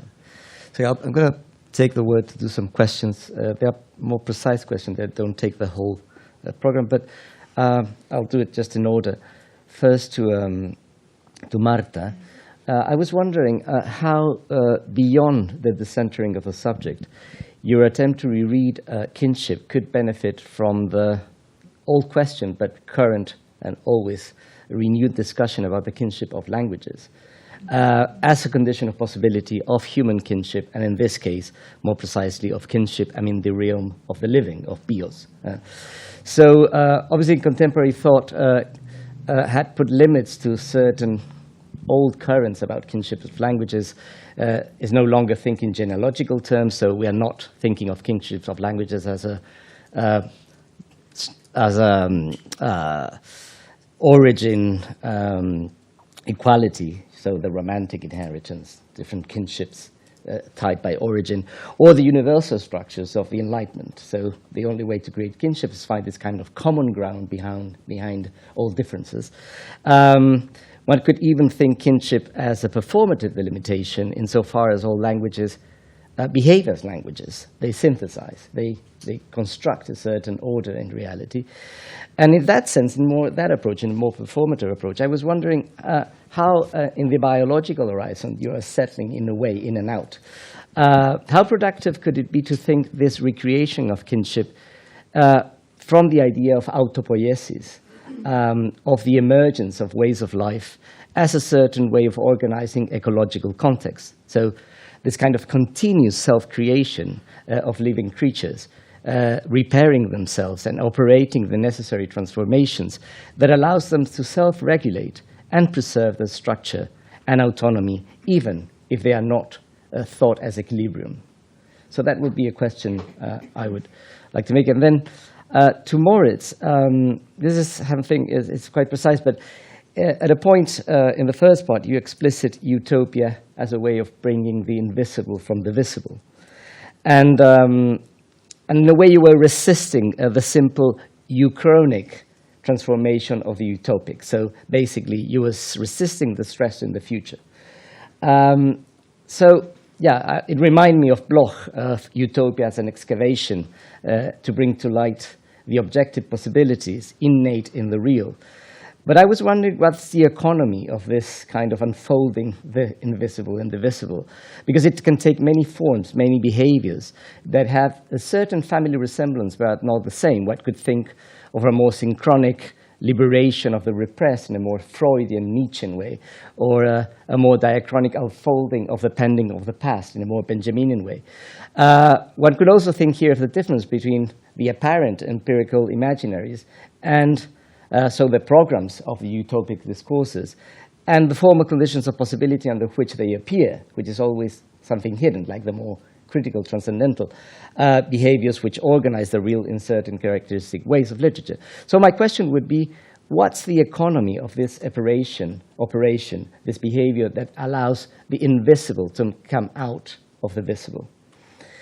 And then for Catherine, sorry, we are friends. And then for Catherine, in the horizon of your stress on the imagination, which produces not only imaginaries, but more radically, it produces forms of synthesis, forms of organizing things. I would like to stress your initial diagnosis of this era as a non-hope era, and how it relates to the impact of digital technology, or its kind of digital capitalism we live in. More precisely, to the way digital technology, more recently mediated hugely by algorithms, reinforces facticity. I mean, by definition, utopia takes distance and interrupts facticity, whereas digital technology, by the way it operates, insofar as they record in real time people's alleged desires, but are more like pulsions, and they then grasp that and they offer the collective community the same thing. They basically reinforce facticity. They transformed facticity into a program in real time. So I was wondering how the possibility of utopic interruptions become completely domesticated. In a way, there's a kind of dichotomy, a kind of schizophrenia between the display of digital technology, which takes its prestige from montage, which is what we are doing here online and with people all around the world. So that promises you a kind of epiphany that's going to happen as the shock effect of montage. But the real thing is that behind that digital technology and that display, you have algorithms, which are basically recording everything you distractedly might like. And then they combine that and they offer the community a kind of common ground of that, and this is the end. So, which finally they reinforce facticity. So put differently, you spoke at the end, to take the beginning and the end of your proposal, towards the end, you were speaking about desire. And this, another way of putting it is that desire stopped being the fuel of utopia that you mentioned in such an immediacy, when there is no distance between pulsion and completion, which is exactly what the digital technology promises you to. Everything you want, it becomes immediate. So it's a kind of oxymoron of, it's like accomplished utopia in a way, because you are nowhere and everywhere in this kind of oxymoron of global digital, this global digital virtual reality. So yeah, that was the question about how the non-hope relates to the refeeding of immediacy and facticity by digital technology. Thank you.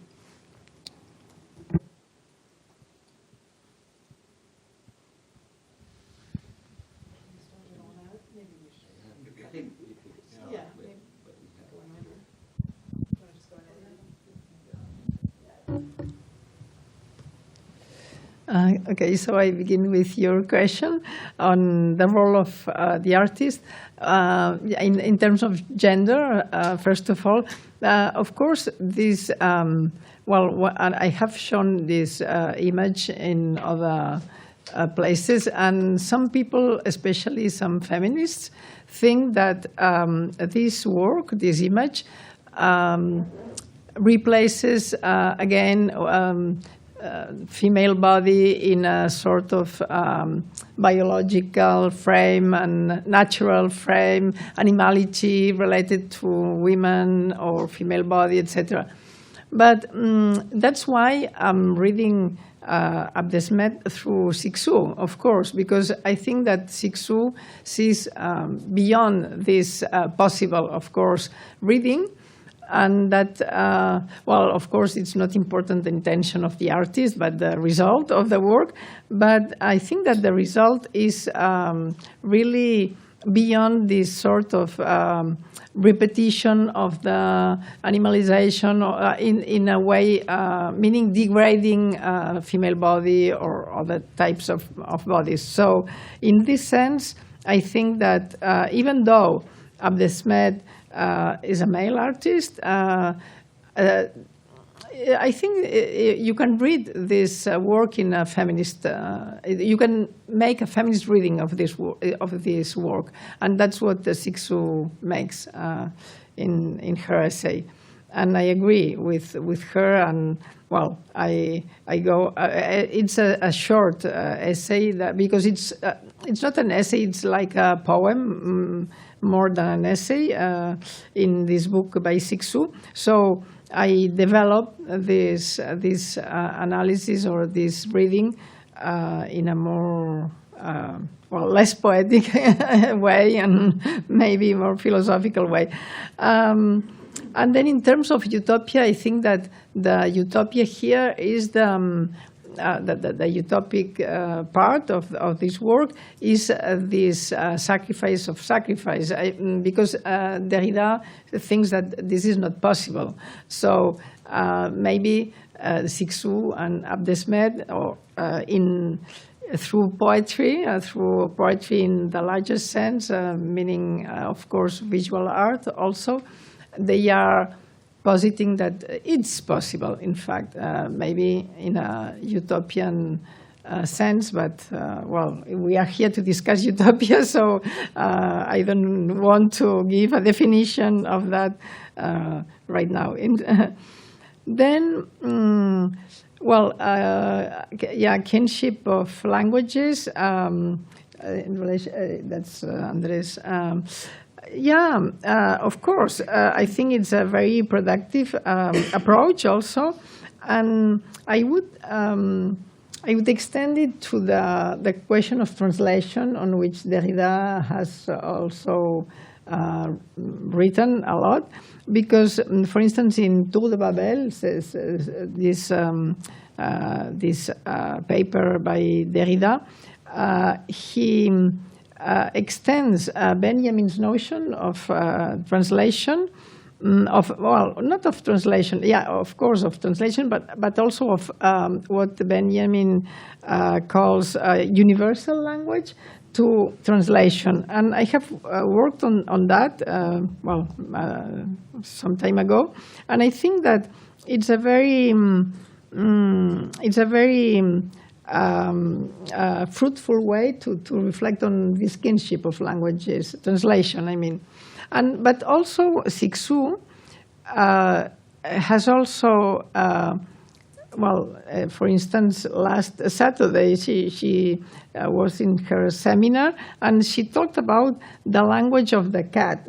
She says that this kinship of languages extends beyond human language. So she says that we can understand non-human languages in translation.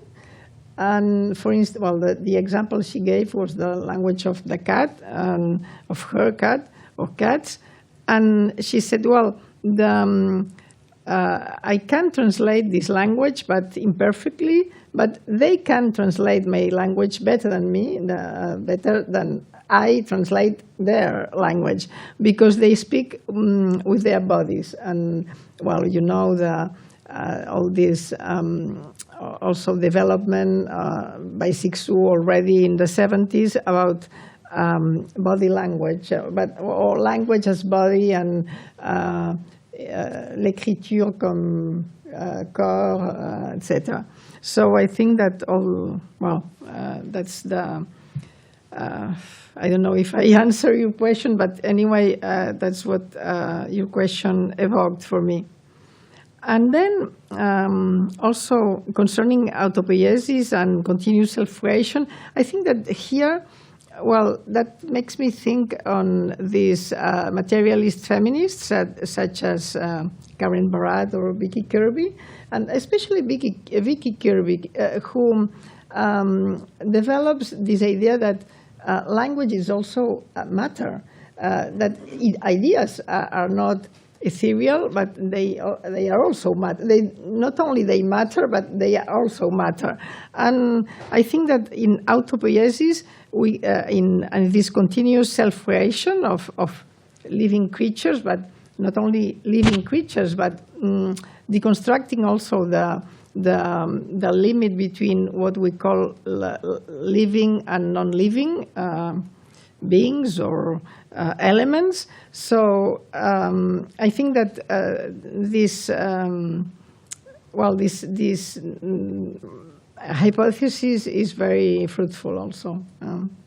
And I would, I'm working on this sort of approach right now in order to go beyond the deconstruction between humanity and animality or human and non-human, because I think that if we try to deconstruct this sort of thinking, we have to go beyond that and also try to deconstruct the opposition between living and non-living, or between living and or the organic and the non-organic also. Well,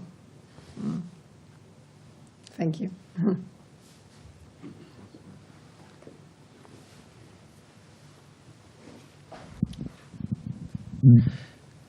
Thank you.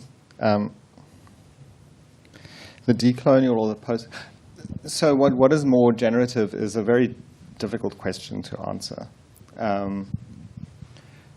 It's a fraught field, as you no doubt are aware. I think the big difference in South Africa would be across the kind of point of view taken in the work of criticism. So whereas the decolonial wants to, and this is people like Ndlovu Gacheni and others, would want to posit the work of critique from a ground outside of that which is derivative of Europe. Post-colonial criticism takes the position, this is someone like Steve Biko, for example, that actually the violence of colonialism makes that impossible. And so we need to grapple with the epistemic structure of colonialism and its after effects like apartheid, etc., in order to invent a new world. I mean, these are obviously intentions. Sometimes the decolonial and the post-colonial can work alongside each other, but often they're in tension with each other, precisely on this question of whether that whether you can actually recover that outside ground. Where the decolonial emerges from in South America, I mean, they haven't, Mignolo and others need to learn about settler colonialism. Is this going public? So, only people who choose to access the recording. Yeah, so I think, You signed a paper. yeah, I did actually, didn't I? Although we've had this discussion at our center in Cape Town as well. Yeah, so that's like a short answer to what's a very long conversation. But ultimately, for me and the work I do, by learning from Black consciousness and what's called, what Spiller's names as Black culture, the critical age of Black culture, is to find those edges inside the episteme in which we are lodged, that we can start to open up different possibilities. And so from that perspective, certainly the post-colonial is more effective than the decolonial. Can I add something? Because if you read the book by Taiwan, no, taking African agency seriously against decolonization, I don't know if you know about that book. Really, is talking about decolonial something dangerous actually. And Yeah. I found it very interesting because I feel closer to a hybridization or Yeah. from a point of view that is not that polarized, right? I mean, if I That's can put it 90s. if I can put it as polemically as possible, apartheid was a project of the decolonial. Yeah, of course. I agree. So, Okay, that's it. yeah. Andres, thanks. I mean, I would answer your question from two different perspectives. So the one side, from inside the discourse I'm developing, it's this idea of a critical attitude that abides by the difficulties, and in that abiding, potentially excavates the invisible. So, you know, from working from someone like Fred Moten and his series on consent to not be a single being, it's this idea that there is already multiplicity, and what the epistemic structure that we're in tries to force us into, like, reification. And so you would need I think you would need a different understanding of time than one that's based on cause and effect. And I think this is one that we get from like the revolution in the 19th century in thermodynamics, and the idea that actually there is this perpetual movement towards multiplicity. This is the second law of thermodynamics, right? So a closed system will always move towards its state of maximum equilibrium, which is always then contained. And as soon as it comes in contact with another system, it shifts. So although you can move towards zero entropy, it takes a huge amount of energy because it's always moving towards more entropy, in other words. I think that gives us a concept of time where, if you think of the critical the attitude of abiding that I'm talking about, you start to see what is that mechanism of, say, reducing entropy, and then how can you unstitch that to produce greater entropy. I don't know if that makes sense, but that's how I would go towards answering you. Yeah. Fiamma. Okay, so this question of the power of the image in the practice of utopia and in the status quo. So, yeah, on the positive side, I mean, images, right? Images obviously provide a different language than words. So they sort of exceed verbal language and give us ways of, produce a different imaginary, right? So they're quite crucial. Art is quite crucial. At the same time, they also can be an agent of ideology. And I would certainly say that, if by the status quo you're talking about the liberal status quo, I assume. Of course, yeah. I couldn't help but think, there are many more recent examples, but I couldn't help think of the Benetton ad from, was it the 80s? The 90s. Yeah, exactly. Remember that Benetton? Well, some of you are too young. But, it was an ad with, I don't know, a person of every sort of race or color, and it was kind of this like unifying, it was the beginnings of multiculturalism, the discourse of multiculturalism. And, when you see things like that, okay, that was an advertisement, so that's in the commercial sphere, but you have the equivalent, even in the more political sphere, and it becomes this kind of veneer, right? It's like, look, this has already been accomplished. It's in the picture. So it can, do the opposite, of course, have the opposite effect of opening up possibilities for new kinds of interpretation of the world.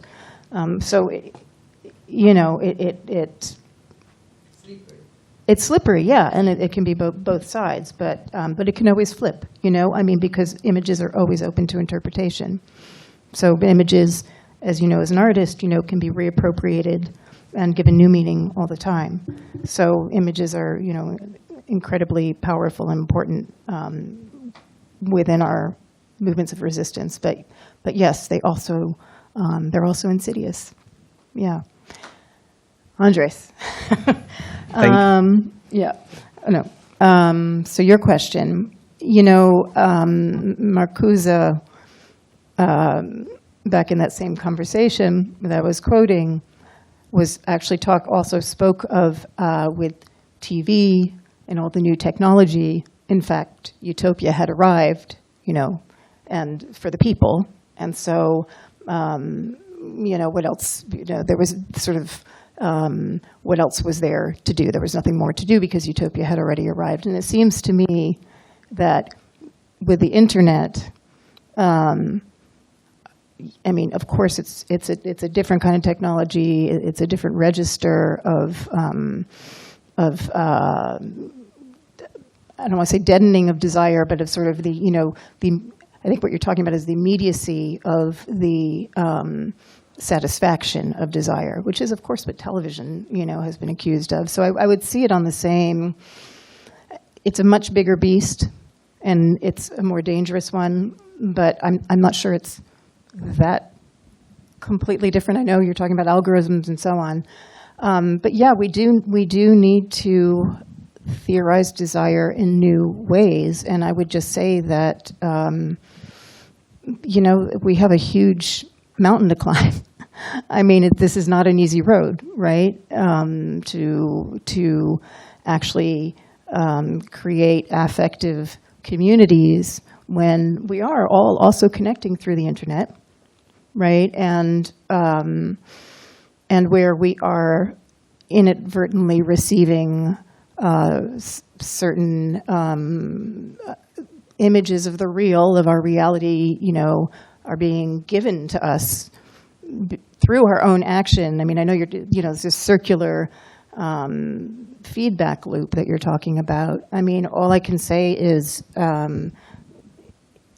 yes, I mean, that is happening, and that is something that we need to be wary of, but we can also, I really do think that we are also creating space outside of that. I don't know if I totally understood your question or if I'm addressing it.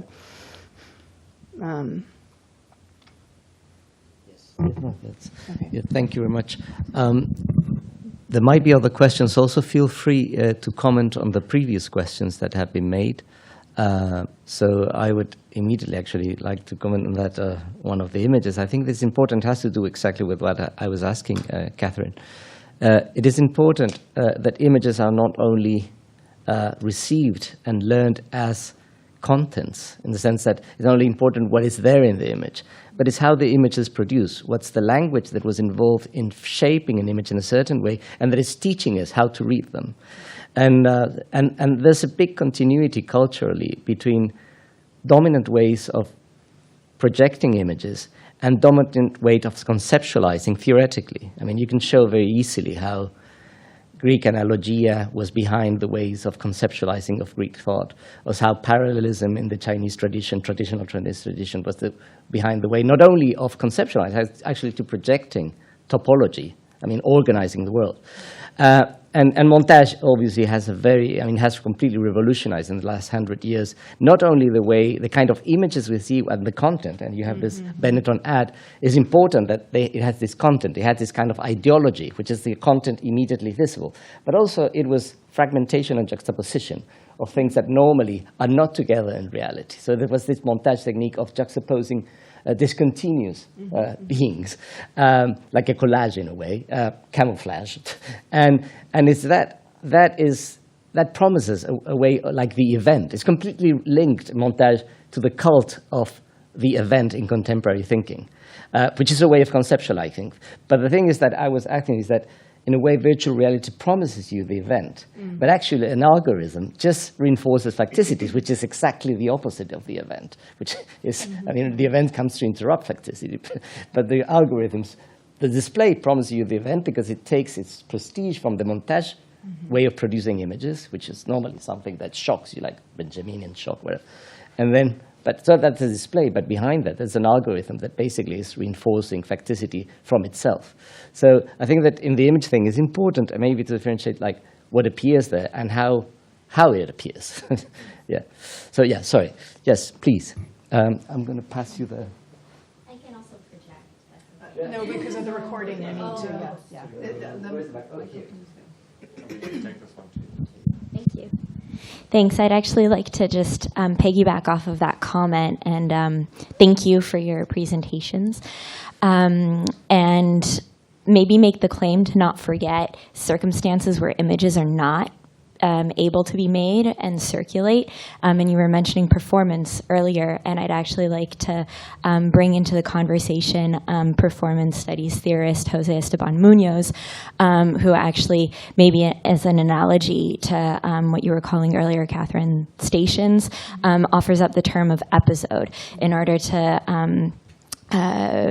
in a revisiting of Bloch, understand what happens in underground, very underground circumstances within marginalized communities of performers who are coming together in order to make what he calls utopic performances, so that don't necessarily have the means or the funds in order to create the images and archives of those moments.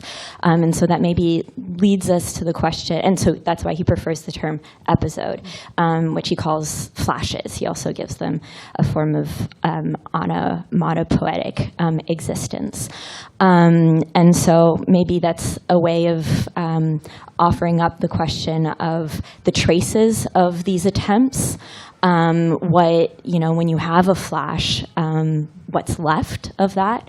We have the possibility to record here, but that's not always the case. And performance brings that problematic up. But there are other circumstances where that we might be able to ask that question as well.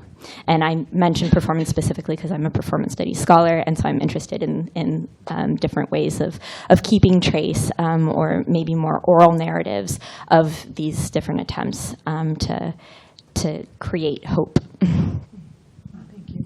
Thank you.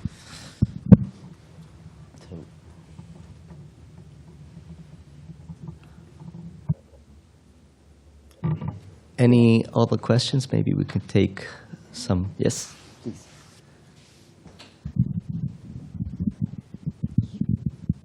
Thank you for the presentations. I was thinking on the notion of the phrase also, assemblies of dissimilars that you mentioned, Cathy. And how can we consider this as a disruptive force to create utopian transformations? And do you think thinking on this notion as negatively, as disruptive, is more productive than thinking on it positively and as a productive creative force? This is not only for you, but for the other presenters also. I mean, I would say that disruption is positive and productive. I certainly wasn't meaning it in a negative sense. I mean, disruption is disruption of the status quo. It's disruption, effecticity of life as it is. And this assembly of dissimilars, I mean, we if we are only speaking to ourselves, which we often are, I mean, we talk about assemblies of dissimilars, but in fact, we don't always enact it. But in fact, we're never, if we're not talking about an assembly of dissimilars, then we are, in fact, reproducing our own status quo. So, yeah, that's what I have to say about that. Anybody else want to? So what's interesting around disruption is that the disruptive condition is really the state that we're in now. It's what global capital produces as our mode of being, that you're always in disruption, you're always out of time. Do I need to go closer? And so you can't, but that sense of the disruptive as negative, as that which marks what you're out of, has legibility within a system that puts you into a disruptive condition while telling you that your condition is supposed to be gathered and together and single. And so what I hear in Kathy's presentation, and I think what all three of us are actually touching on in the idea of the utopic, is that moment of actually being able to see that framework that tries to restrict how we understand ourselves in the disruptive is the problem. And actually, if we begin from a position where disruptive is a condition of possibility, in other words, possible, interferential already, then you get a different idea of life that might be possible. So that would be how I would engage with that and kind of suture all of us together. I thought you were going to respond to the performance question, but it's fine. We can circle back to you. Okay, yeah. I mean, I think the question on performance, and just a short so that I don't dominate the microphone, but I think absolutely, and one of the impetuses, the urgencies for this project of what Spillers calls the critical age of black culture is precisely that in every moment of objectivation, so not just in like creative performance, although that is one moment, right? But in every moment there is always a performance of something else. This is what Moten reads in Aunt Hester's Scream, right? So it's pain, but it's also a possible difference. And so the urgency of black culture, of the critical age of black culture, is for us to abide by that potentiality and find it. So listening to oral histories, engaging with people, putting ourselves in situations that are outside of our similars, as Kathy was suggesting, right? That's so in my work a lot with artists who are not necessarily traditionally seen as intellectuals, but whose work is already philosophy. And so my attempt is to kind of let that interrupt my practice as a way to kind of try hear that critical edge. So yeah, that's the gesture I would offer. Mm. No. Yeah, I'm not sure I have anything. Are you Madeline? Yeah. I figured. I'm not sure I have anything to add to what to Madeline, to your comments, because they were very excellent and wasn't really a question, I think. But I was just thinking of Munoz's book, Cruising Utopia. Maybe that's where you're quoting from. I actually went to graduate school with him at Duke, my first time in graduate school. Yeah. No, I mean, I just, performance, of course, is a notion that gets used and misused, ever since Butler's performativity. But yes, I think it's a very useful, framework also for temporality, right? For the temporariness of every, of each of these iterations of recreating a world. I mean, we're always recreating the world. I mean, and that's our hope. That's our hope. That's what we, that's what we can hold on to. So.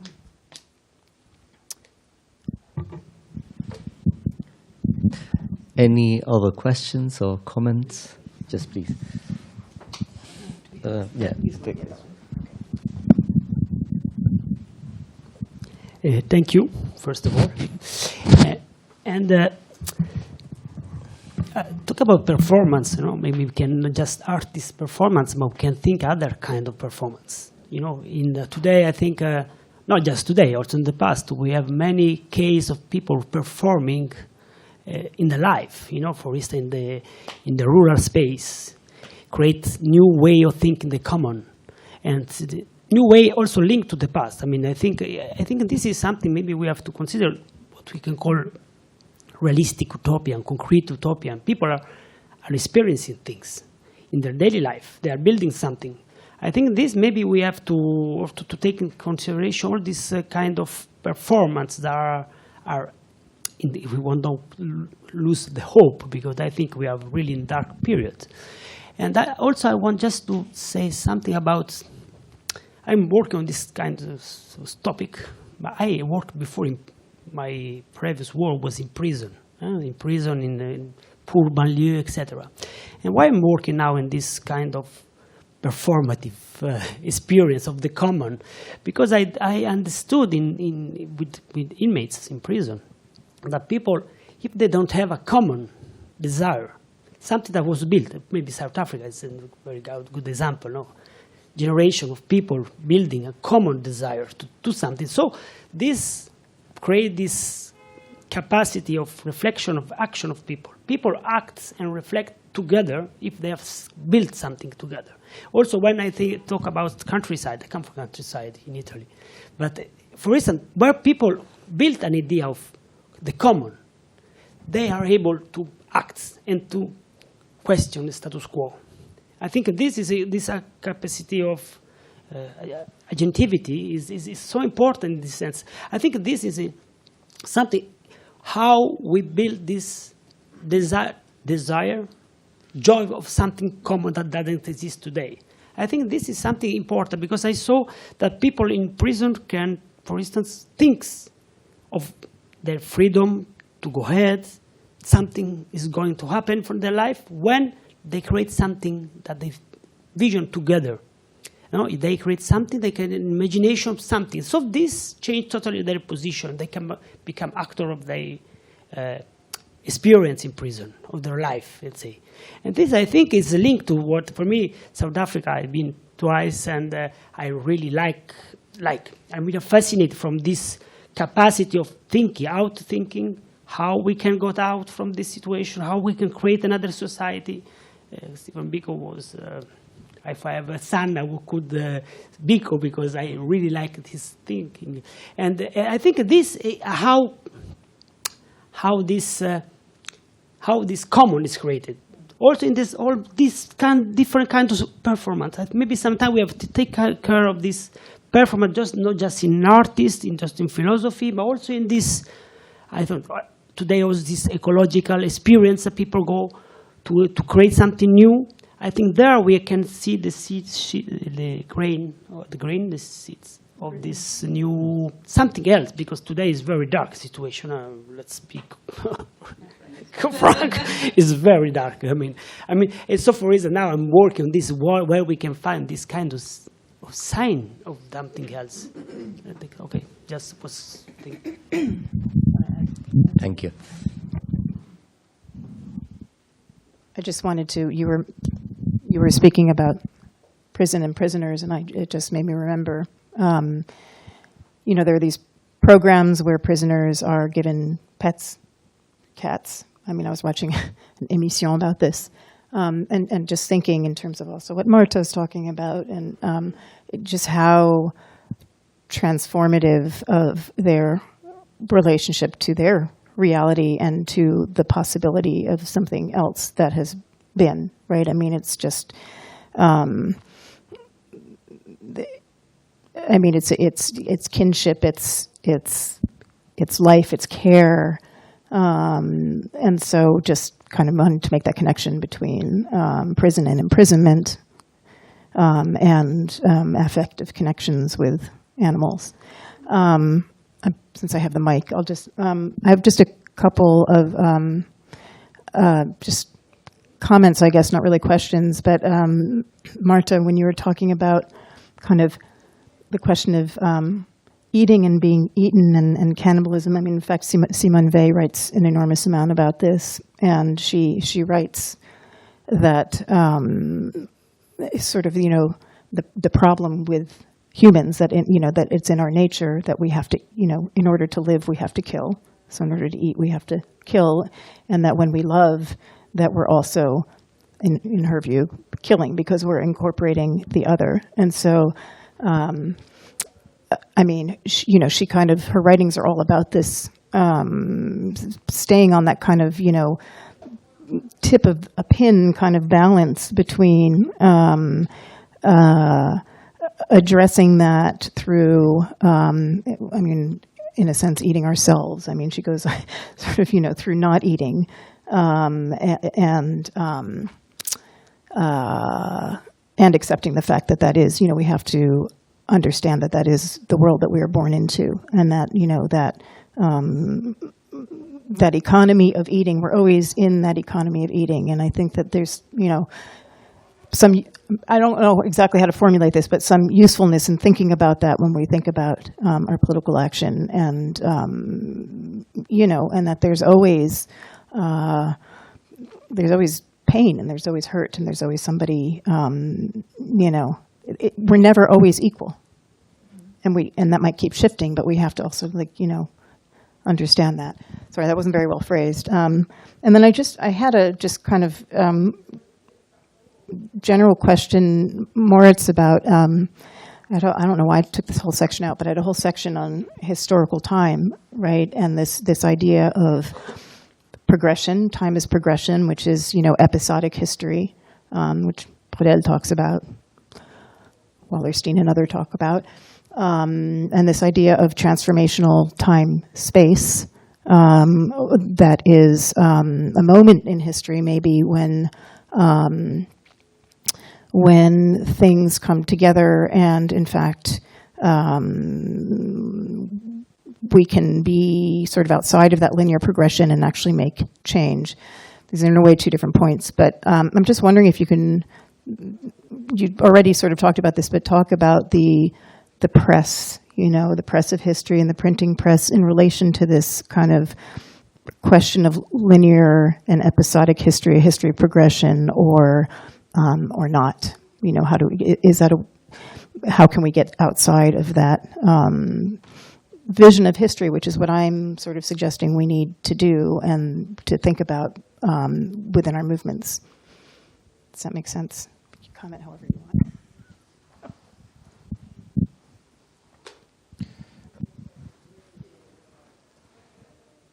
Do you want to respond first? Because your question was first. Well, it was more a comment than a question, but I think that I didn't have time to expand this text by Derrida, since it's a very long and especially rich text, Eating Well. But it's the same point. Derrida says in his text that vegetarianism is only another mode of denegation. It's not that maybe that I agree with this point, but at the same time, it's true that, I'm thinking also about Becoming Prey by Val Plumwood, because it's this sort of thinking about, or Haraway, who says, we must not to kill, but we must kill well. Then there are many people now, especially among students, who think that it's possible to eat not killing other beings, other living beings, animals, of course, because plants are also living beings. But it's it's this also this double bind, or this about anti-speciesism. You are always speciesist, finally, even if you are a vegan. I agree with you. Yeah. I asked you a very big question, and you really don't have to answer it, and we're going to go to lunch soon, so I'm giving you an out if you want it. I mean, we can chat about that over lunch, perhaps. Yeah. Just want to say absolutely, and Fanon describes race and gender as being in prison. The way that the episteme works is it it traps each of us inside our racial and gendered.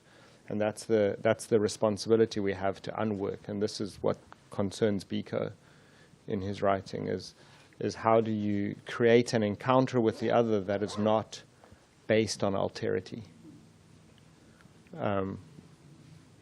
Where alterity is, the subordination of difference to the same, yeah.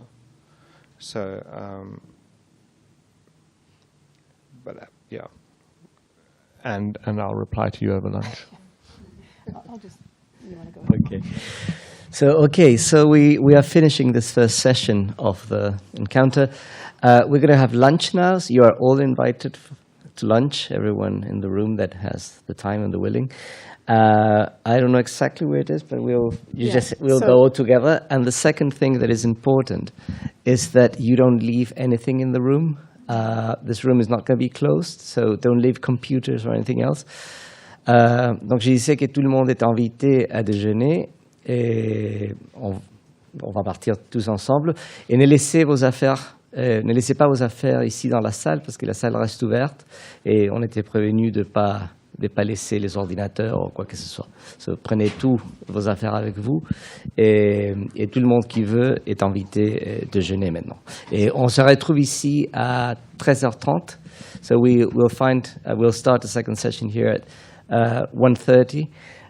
You want to say something? Yeah, I was just going to say where lunch is. So lunch is just downstairs. When you walk into the building, you'll see there's a spread of lunch, and I think it was originally just for people participating speakers, but there's extra. So please come join us, as Andre said. Okay. So just go down the stairs. It's in the forum when you enter the building. Okay. And yes,